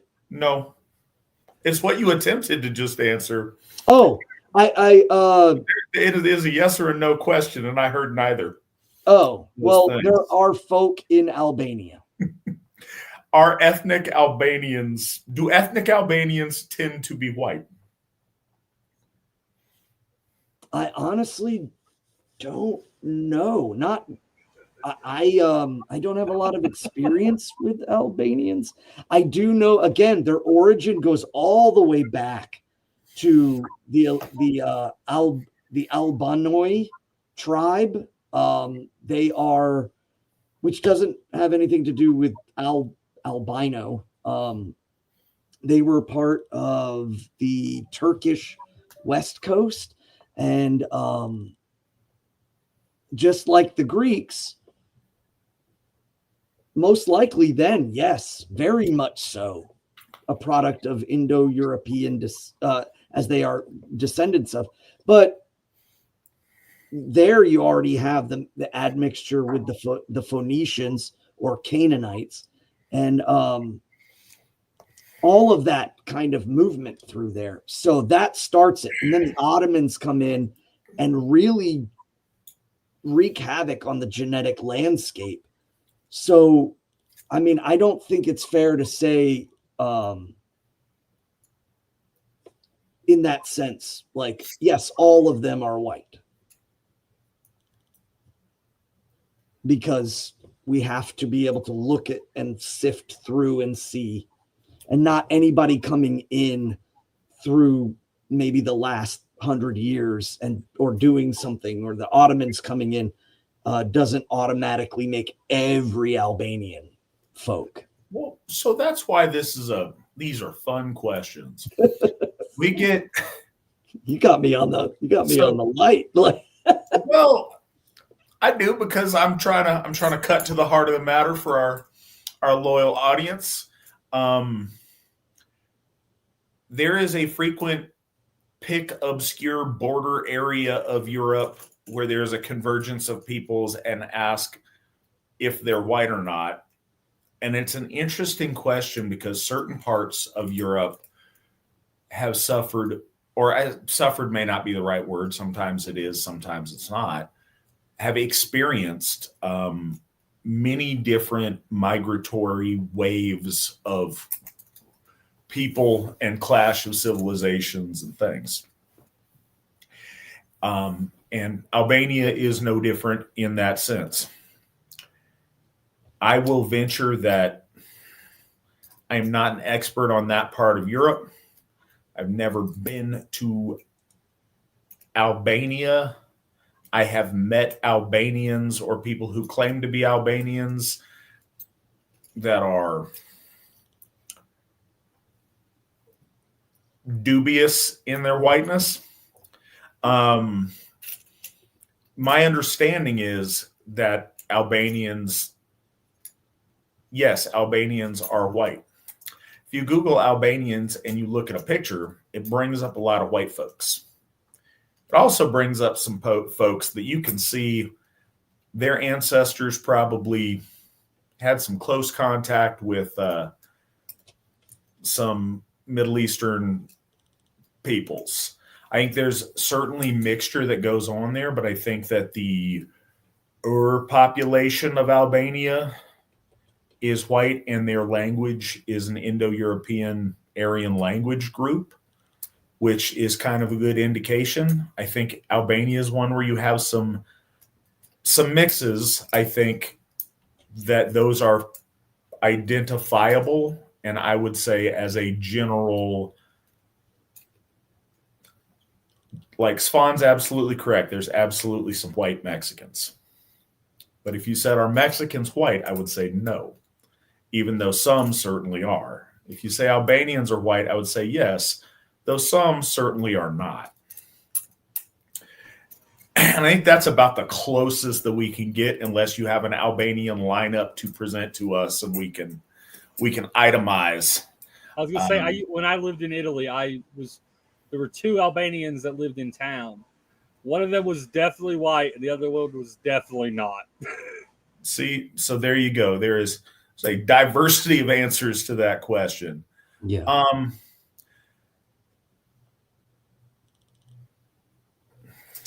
Unknown suggests that perhaps they are not. There's certainly some the Muslim Turkish influence there, but those people did not originate there. They got to Albania from somewhere, and there was people already existent.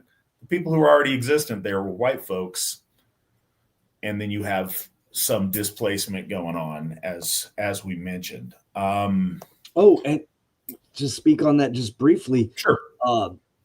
He says, no, they are Muslims now. It is worth noting that Islam and Christianity is not folkish. Yeah. I think that's something that we should emphasize as well.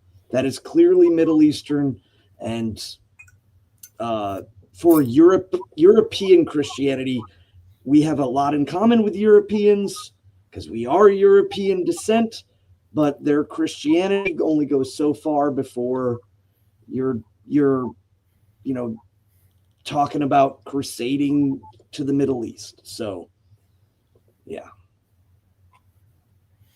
So yeah, that's interesting to note. Whereas, other faiths have an ethnic component,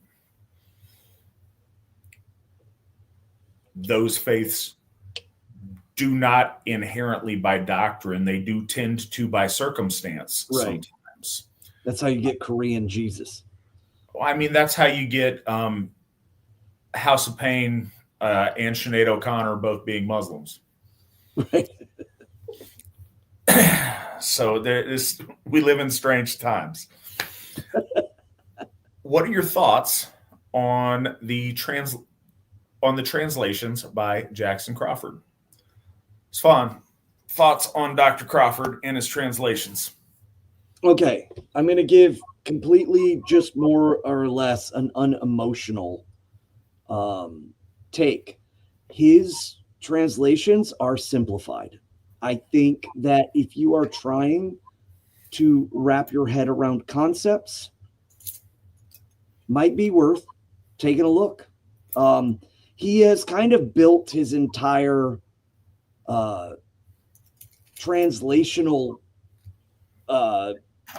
persona around simplifying things in order to make them more digestible.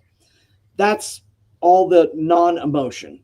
The emotional part is in his attempt to make things easier to be digestible. There's an air or a sense of complete removal of the majesty of it. There's removal of the, if you spoke about it as the European spirit and didn't say the scary A word, I don't think it would matter. He has just kind of, his translations are good, but if you're looking again for the spirit, if you're looking for the kind of invigorating power that poetry has, I think you're better served to find it elsewhere. So, but if you're looking for simplified in order to get concepts and learn, I can understand that. So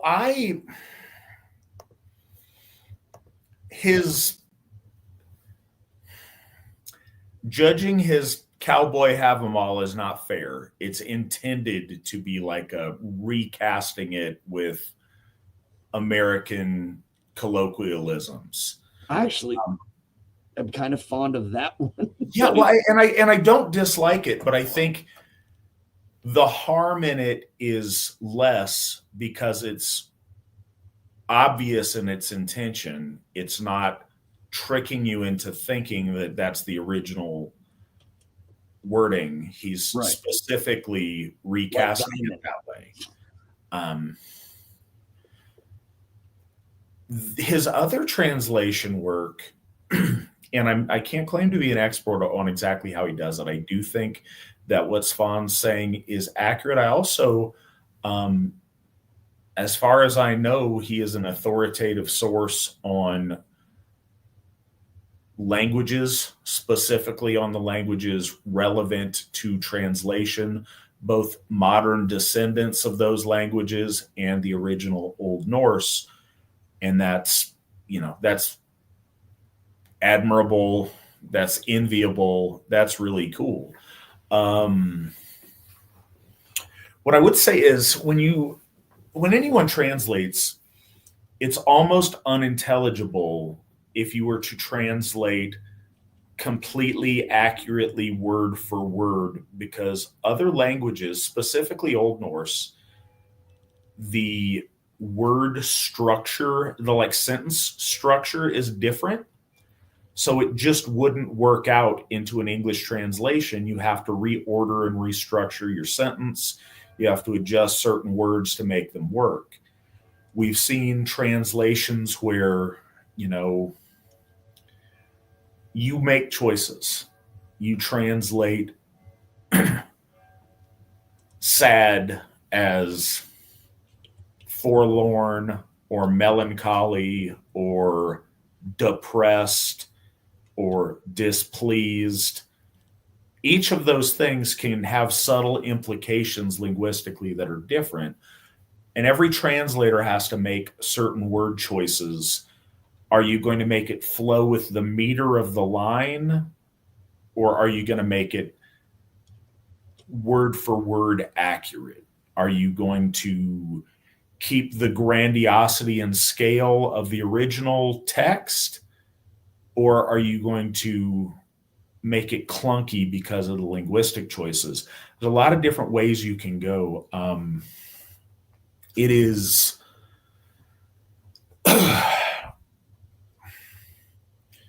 you will get a different result if you have someone translating it depending upon their assumptions about the material and the culture it was created in.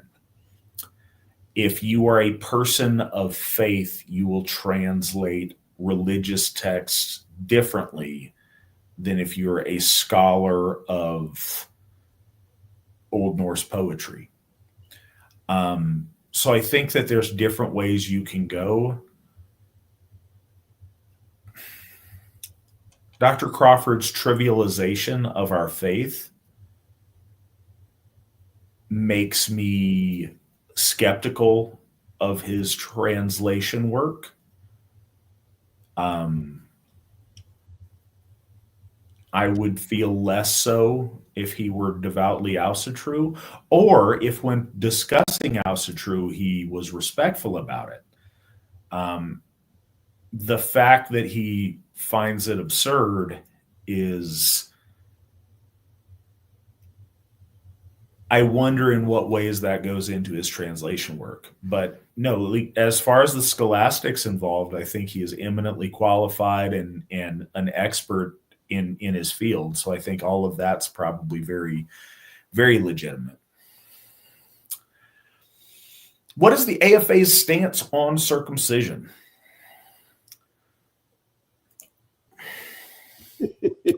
So, well, I was going to say for the caveat. So a couple of things. Circumcision's bad. The AFA is absolutely anti-circumcision unless you are a Jew, and that is what your people do for your ethnic faith. Then, that's what you guys do for your ethnic faith. For Asatru, for white people, the AFA is fundamentally opposed to circumcision. I was going to say unless there is some kind of medical necessity, like if you have some kind of genital malformation that requires a corrective surgery when you're little. And this sounds absurd, but I knew someone who that was the case. Their kid had some kind of a skin problem that needed to be corrected when he was a baby. And so that's how that ended up happening. I don't know that. So here's the thing. I have a daughter and not a son, so I don't know how that works at present. That, in my understanding, wasn't really a thing for white people in Europe. It was a thing. It was the default thing until at least recently, if not currently, in the United States. So a lot of men find themselves not having had an opportunity to make that choice, yet still missing that chunk of foreskin that they cannot, regrow or reattach. So it kind of is what it is. But no, circumcision is very specifically a covenant between Yahweh and his chosen people in how they would mark their loyalty as his chosen people. So we are opposed to that as a practice. I kind of have something as well I really want to add to this. No, by all means. Because it kind of emphasizes what I said. But Yeah, go, please speak on circumcision, Swan. Well, because it's not practiced in Iceland to this day, and they've actually outlawed it, which is an interesting move because of the effects that has. You're not allowed to do that there. Maybe the laws have changed since, but the last I remember is that they were like, no, we outlaw this, which gets rid of a lot of situations. But remember how I was talking about how Christianity, you dig deep enough and you will find the Semitic Middle Eastern religion. And this is where I love to bring up about the Holy Preface and how there were sects in Christianity that had relics. And one of the most famous relics was the foreskin of Jesus. It was Charlemagne gave this foreskin to Pope Leo III. And there were like pilgrimage to see the, fried calamari of the rabbi. And this is in Europe at what a lot of, European Christians would just consider like the apex of European Deus Vult, and out there making pilgrimages to, see the little ring. And it blows my mind that people don't know about that at all. It's very interesting.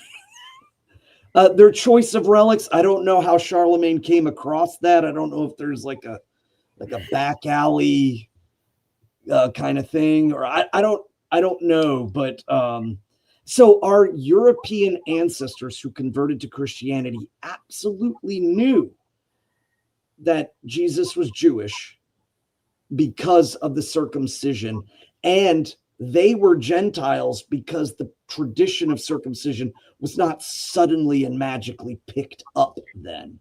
It was absolutely understood and celebrated. So do with that knowledge what you will. Yeah, there you go. So, but it do. We got a little bit of a history lesson. That's a strange American practice that I think more and more, for a variety of reasons, people are choosing not to have that done to their sons now, which is good. And we would encourage, again, unless you are a Hebrew person wanting to worship the God of your folk through that particular sign of your covenant with Yahweh, no, don't circumcise your sons.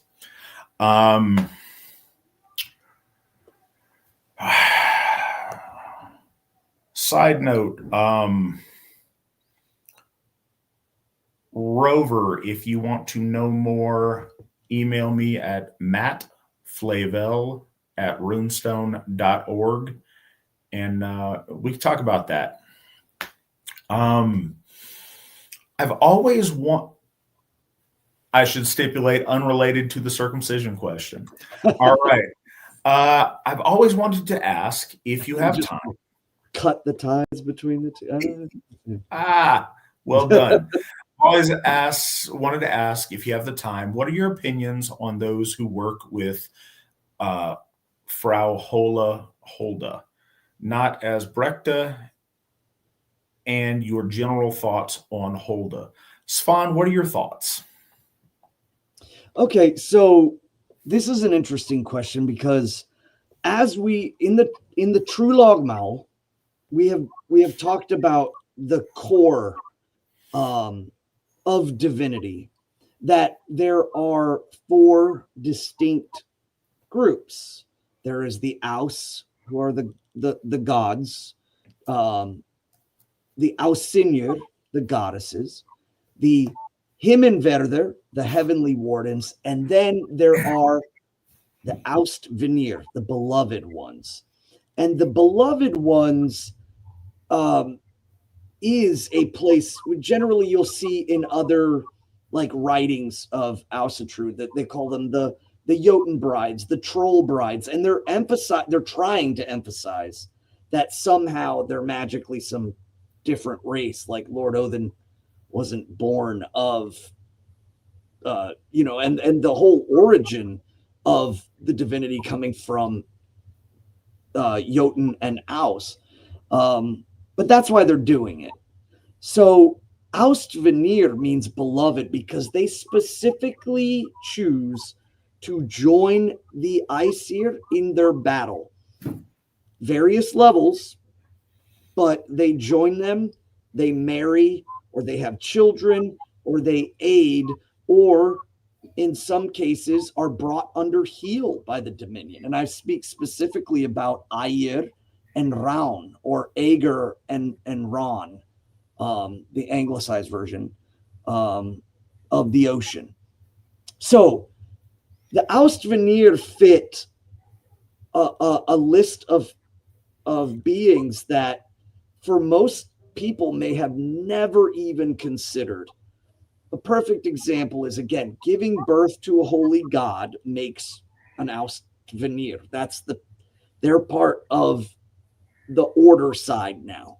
And most people don't ever give prayers to Rindur. They'll give prayers to Skadi, but never to Rindur or to Gríður, who are both mothers of the holy divine beings that are Aus. So along with that, the Austvinir list has another function, and that is if there are folk who are honoring localized gods that may not be expansive, they would be considered beloved ones of the gods and free to worship. That's there's no extradition away or like you Saxnot, no. But we would just simply say, oh yes, they're of the Austvinir. Now that the beloved ones don't have to be only female, but they are beloved by the gods or the folk. That's the kind of the best way to look at it. So I'm saying that your belief in honoring Frauhola, we do not cram, we do not hypostasis. We're not going to tell you that, she's just really, holy frig. That's absolutely, rude to the gods. So no, she is unto her own, and we have structured the hierarchy that we observe. Remember, we don't tell the gods where they're at. We just observe this. And as the Gylfaginning says, and the best place is the Austvinir. They are beloved, and I do not, think that they're somehow out. It's just that when you go to church proper, and I mean the Asatru church, Aesir church, you're going to have a lot of focus on the Aesir. And the farther out you go, Saxnot and Helenia, and not knowing fully whether the divinity status of them being elevated in what ways we don't know because we have so little. I would relegate. They are beloved, and we move forward.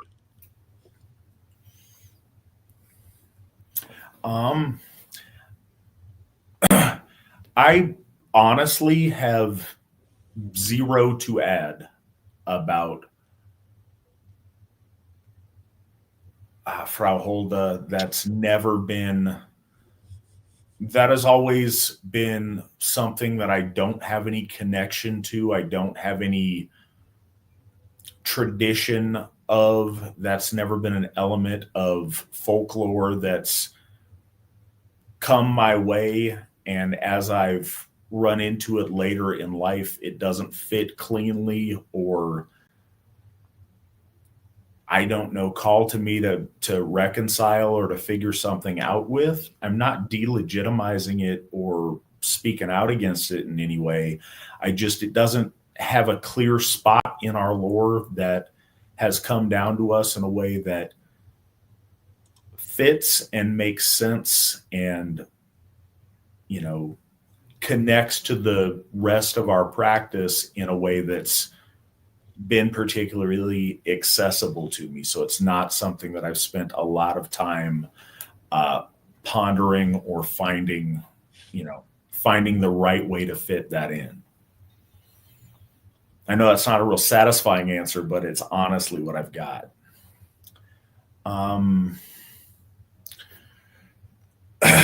So my friend's boyfriend wants me to ask you about which material was used to craft Thor's hammer originally.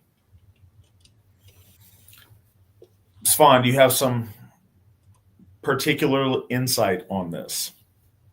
To my knowledge, it is not mentioned as a tangible material. But it's an interesting question because a lot of people don't realize at Thorshof, in his belt, he has an iron rod. And there's even arguments as to whether that's supposed to be a club or a staff. But it is specifically mentioned as being iron, just like the gloves, Iron Gripper and Iron Glover. So that is an interesting thing, but it's not mentioned. The deceit of Loki to trick the dwarves, and I think during that poem, I can only remember they're referencing to gold, and that being used, I think, during Gullinbursti and Skidbladner, the ship, but there is no mention specifically of a metal that I could think of right now. Could go back, look in there, and maybe there's something, but the mention of Gríðavol, the iron club or iron staff that Thor gets from an Austvanir.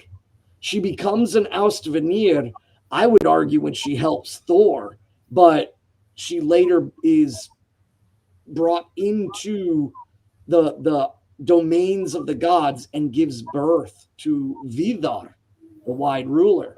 So that's something that a lot of people don't know about. And when we look back at the axes, the clubs through the Bronze Age and stuff, that is a very interesting kind of question. But we don't know, but I would go out on a limb to say, following the association of power with it, iron would be. And again, the usage of iron to stave off ill and evil spirits. The usage of bronze to call them in, like bronze bells, and then iron to stab them away. And Lord Thor is the one who rides on the edges of the realm. He keeps the chaotic powers at bay. They do slip by, and that's what the fighting is about, and the reemergence of trying to create balance and pushing those forces back out so that they cannot interfere in weird as they do. Ultimately, I would think fits the motif of iron, but it doesn't say. Yeah, it really doesn't. I mean,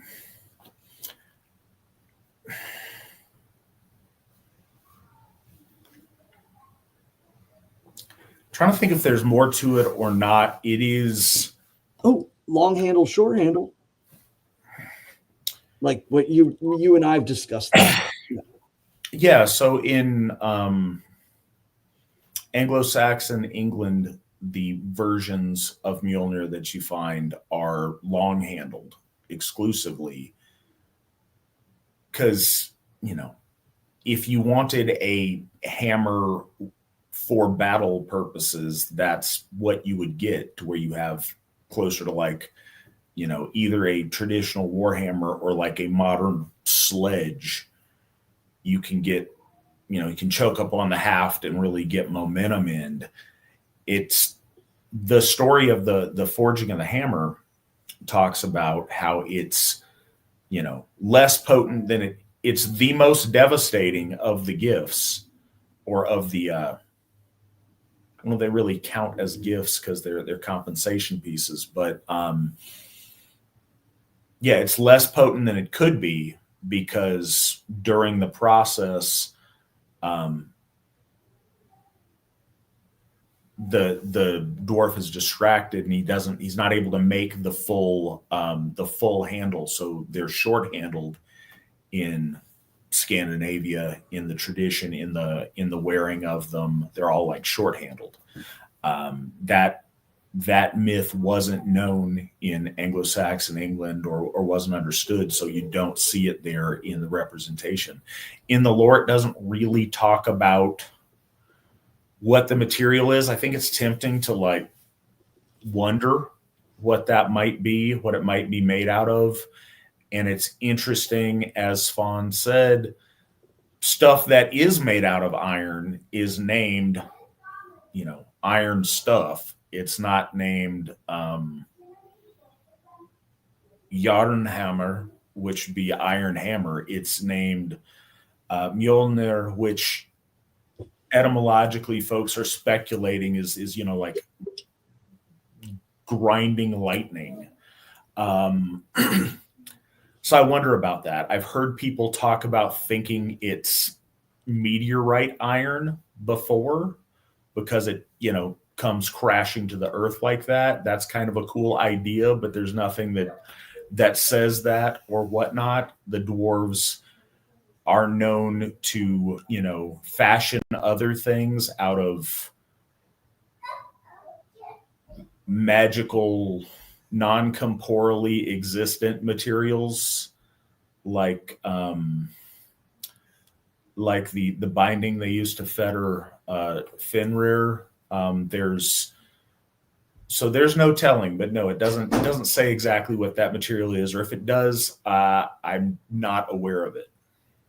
Well, and I wanted to say too, because we were talking about poetic motifs, about the queen poisoning the horn, or the bride or the wife not crying at the side of her husband, and how, these have strange effects based on cultural intentions. I really do. The shortening is about having to get close, to the weakness of having to get close, the kind of it's just I think very like instilled in the poetics of it, where Lord Thor is dreadfully powerful and terrifying, but his one fallacy is that he has to get close, and that creates a lot of motion. But the reality is that, to view the gods, view Thor as actually carrying an object like that, or looking at it as the beings of the earth and of the material and of energy, and material and energy interacting, are gifting over this powerful force to the Lord of the earth and heaven. And perhaps the iron rod is polaric magnetism. We could go into a lot of that, and the iron belt, the earth belt, and the right and the left being almost like a positive and negative. And we're going into some other stuff. And what I'm saying is that the stories are, they have their purposes, and that the gods are gods separate of the stories. Obviously, they're cultural. The Anglo-Saxons had a different to the Norse, but the power and the majesty of it all is still there.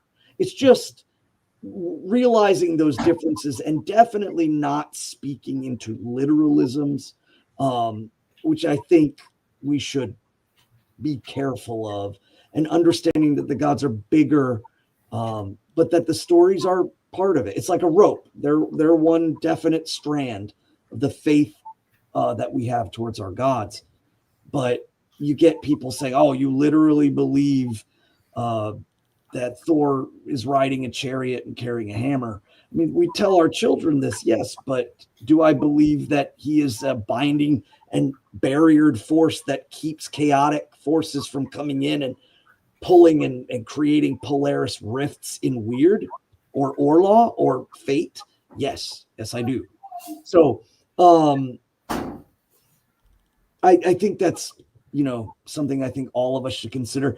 Alcir Gothi once told me about a story where he was kind of present in a chat room when they were talking about Thor's protein intake or something.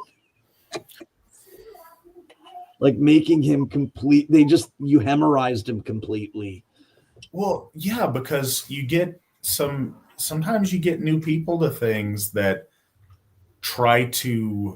they're used to religious lore being explicitly literal to the point of it's heresy if you think that some of it is symbolic. So they need to know like the Thor's PRs on lifts and stuff to make it make sense to them. And it's wrongheaded, but sometimes you get, people come from a lot of different places on it. And this is in a world where at times you would be put to death if you questioned that the Eucharist was not literally at the moment where they said the magic words on it, didn't literally become like actual flesh and actual blood. If it represented or had the same if you moved any degree away from, no, it is literally human meat and human blood, that is supreme heresy and bad things that happen to you. Yahweh's going to get a sacrifice. That's the world we live in. It's not the time we live in, but it is dealing with contemporary religious traditions. So next up, Matt and Svan, now that you are both experts in Old Norse, would you consider writing the first ever devotional translations of the Eddas? At some future point when I become an expert in Old Norse, perhaps I would consider doing that. Jeg skil ekki fornreiner. Jeg taler fornreiner bara smalveis.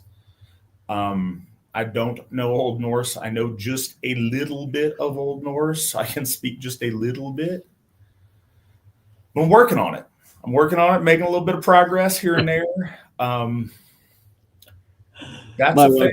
My wife came around the corner and was like, "See, you should." And I'm like, "No." I will recommend Pimsleur to get Icelandic. I am my plan is to learn Icelandic and then from Icelandic turn my Icelandic into Old Norse. It's mutually intelligible. Icelandic to Old Norse, in the way I understand it, is modern English to Shakespearean English. Like, it still works, but you phrase some things archaically, you do some things differently. That is also a really good resource that Svan just held up as far as going word for word. Yeah, Old Icelandic, Old Norse. So that would be really cool. I think it'd be fun to do. What we are already seeing, though, Svan and I, when we're going through, especially because we use the veluspa.org site where it's got the parallel script of the original material and the translated material next to one another, something sounds funky, we can look over, and not always, but we can read the original material and we can make note of some things that are just off. And that has helped us in going through the lore so far. It is something that both Svan and I have caught things that look strange, and then we look over at the Old Norse and we're like, hey, now that's not what these words mean. That's really valuable. Even with the little bit that we know, it helps. So yeah, it'd be cool to get there at some point. And I was gonna. My big contribution, I'm hoping in the future, is to map out the rivers of heaven, Midgard, and of course the Ellivaugr are already kind of known, but nobody's ever talked about the other rivers and kind of dissected them. And I know it's kind of a nerdy thing to say, but I really want to be the guy who's known for that. But there you go. I just picture you like elder year Teddy Roosevelt floating down trying to map the Amazon. I gotta find the 14 rivers in Midgard that are in Grimnismal. See, I was thinking of the guy who does the monster fishing. That's the first dude that popped in my head. Right. So, last question of the night. Do you have to be openly and devout Asatru to join the AFA? So, this is a nuanced question, and I want to put it this way. How open you are with your faith is a personal choice of yours. You should be maximally open and completely open about your faith. But we have members at all different levels of openness, and that's something that you come to in your own time or not.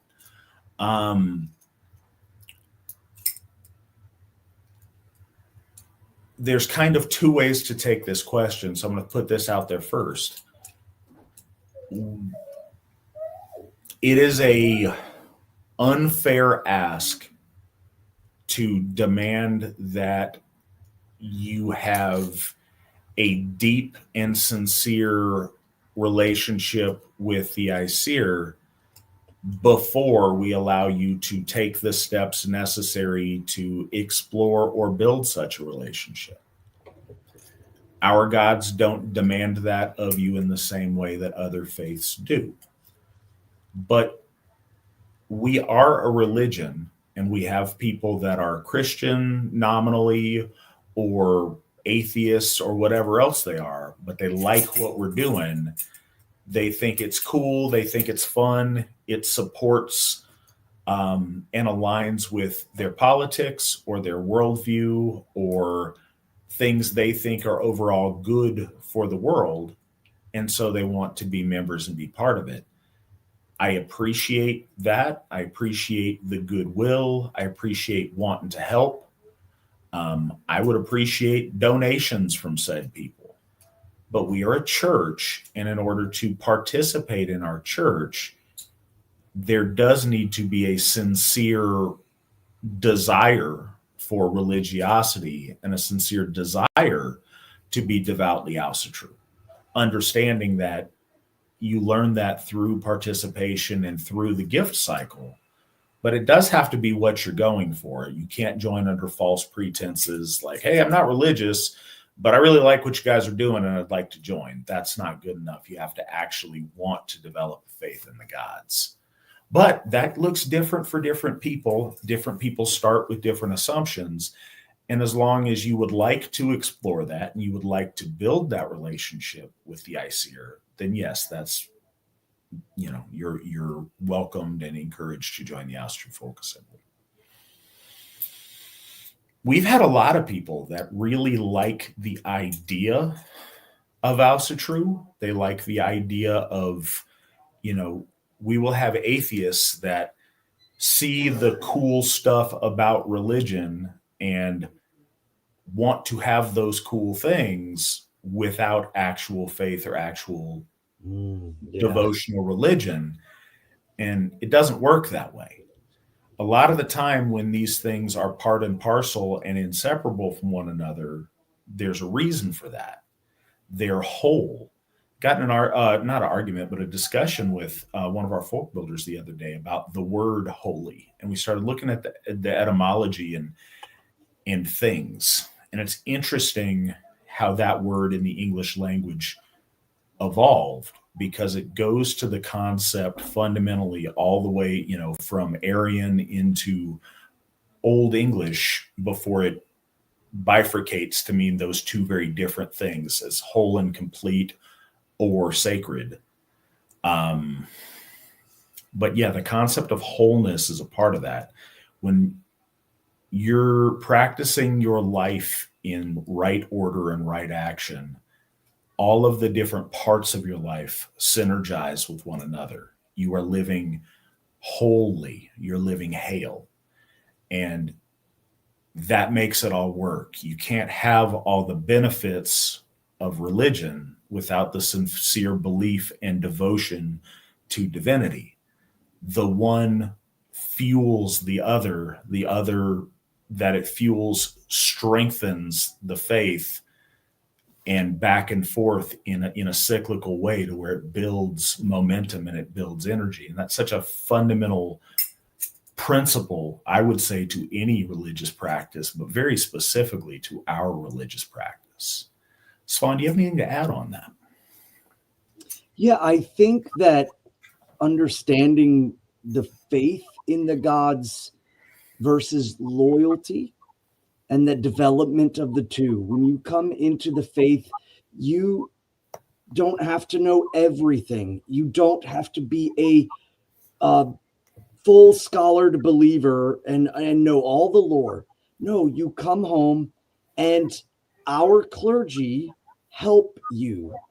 Our fellow folk that are in leadership meet with you, teach you, guide you, help you through many things, whether it's religious or life, weddings and marriages and even funerary. Everything is complete. But it has to be that, as Alzira said, a sincere desire to attempt to start, to understand. And I think we find ourselves all too often lumped in with hobby Asatru or hobby paganism, which is just I detest the word, but I have met people who are their parents are ethnically one faith, whether it's Orthodox, Christian, Roman Catholic, and I say that in the sense of where they were raised and the traditions they were raised in. Then their parents their grandparents are of that faith.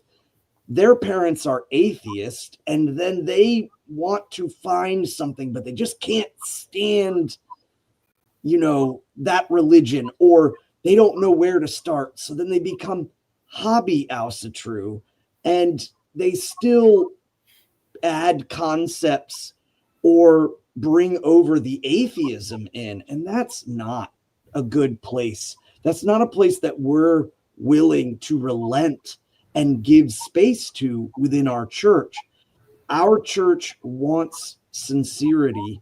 The gods, I believe, want sincerity. They want us to be able to express and vocalize our soul sickness so that we can fix it together. But then you don't need the entirety of lore. You don't need to know fully. A lot of people start with community first. They're agnostic and they feel community. They feel like this is something so familiar to them. They can't quite place their finger on it, but it's so close to them. And then they begin to learn slowly. We have to remember our ancestors got that from birth. And we have not had a great... I believe it is much less challenging to go from a different faith to Asatru than to go from no faith to faith. Because the way we conceive of the world since we're very small, dictates kind of patterns in our brain and how we process information, and things that we're open to and things that we're not.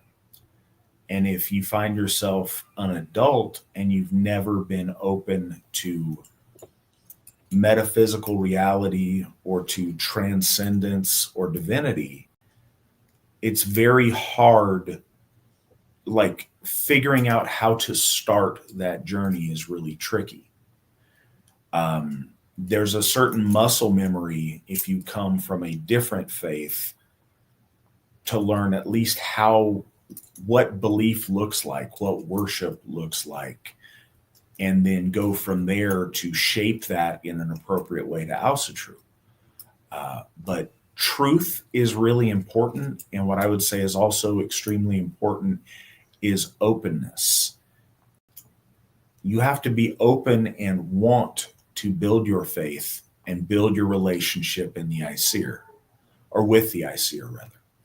And that requires you. Other thing is, our gods are gods. You're not going to fool them with your elaborate trickery by pretending you believe something you don't. You may very well offend them by being dishonest. Truth is one of our virtues, especially when you're approaching the divine. They know if you are sincere or you are not sincere. So be honest, be open. And I've found it is very beneficial for other people and for myself when I started down this path, to just be open with them when you're making your offerings or approaching them in prayer, saying, hey, I don't know if you're there or you're not, but if you are, I'm open, I'm listening, I want to believe. Here you go. Make a good faith effort. And I think it goes a long way because, again, they're gods. You're not fooling them by pretending to do something. So be honest with where you're at, but maintain the openness to develop that faith. And if you do that, some really, really special things happen. That's what we have for this evening. Appreciate you joining us and reading the lore for us, Svan. Oh, absolutely. Look forward to talking to you again here in a few weeks. Please join me next week as we have another edition of Adulting with Alan. And this time we're going to talk about parenting. And if you are able, I would love to see you guys at Winter Nights in New Hampshire. So if you can make that happen, it's going to be a good time. It's going to be wonderful. And I would love to see you guys there. Until we talk next time, hail the Aesir, hail the folk, hail the AFA, and remember, victory never sleeps.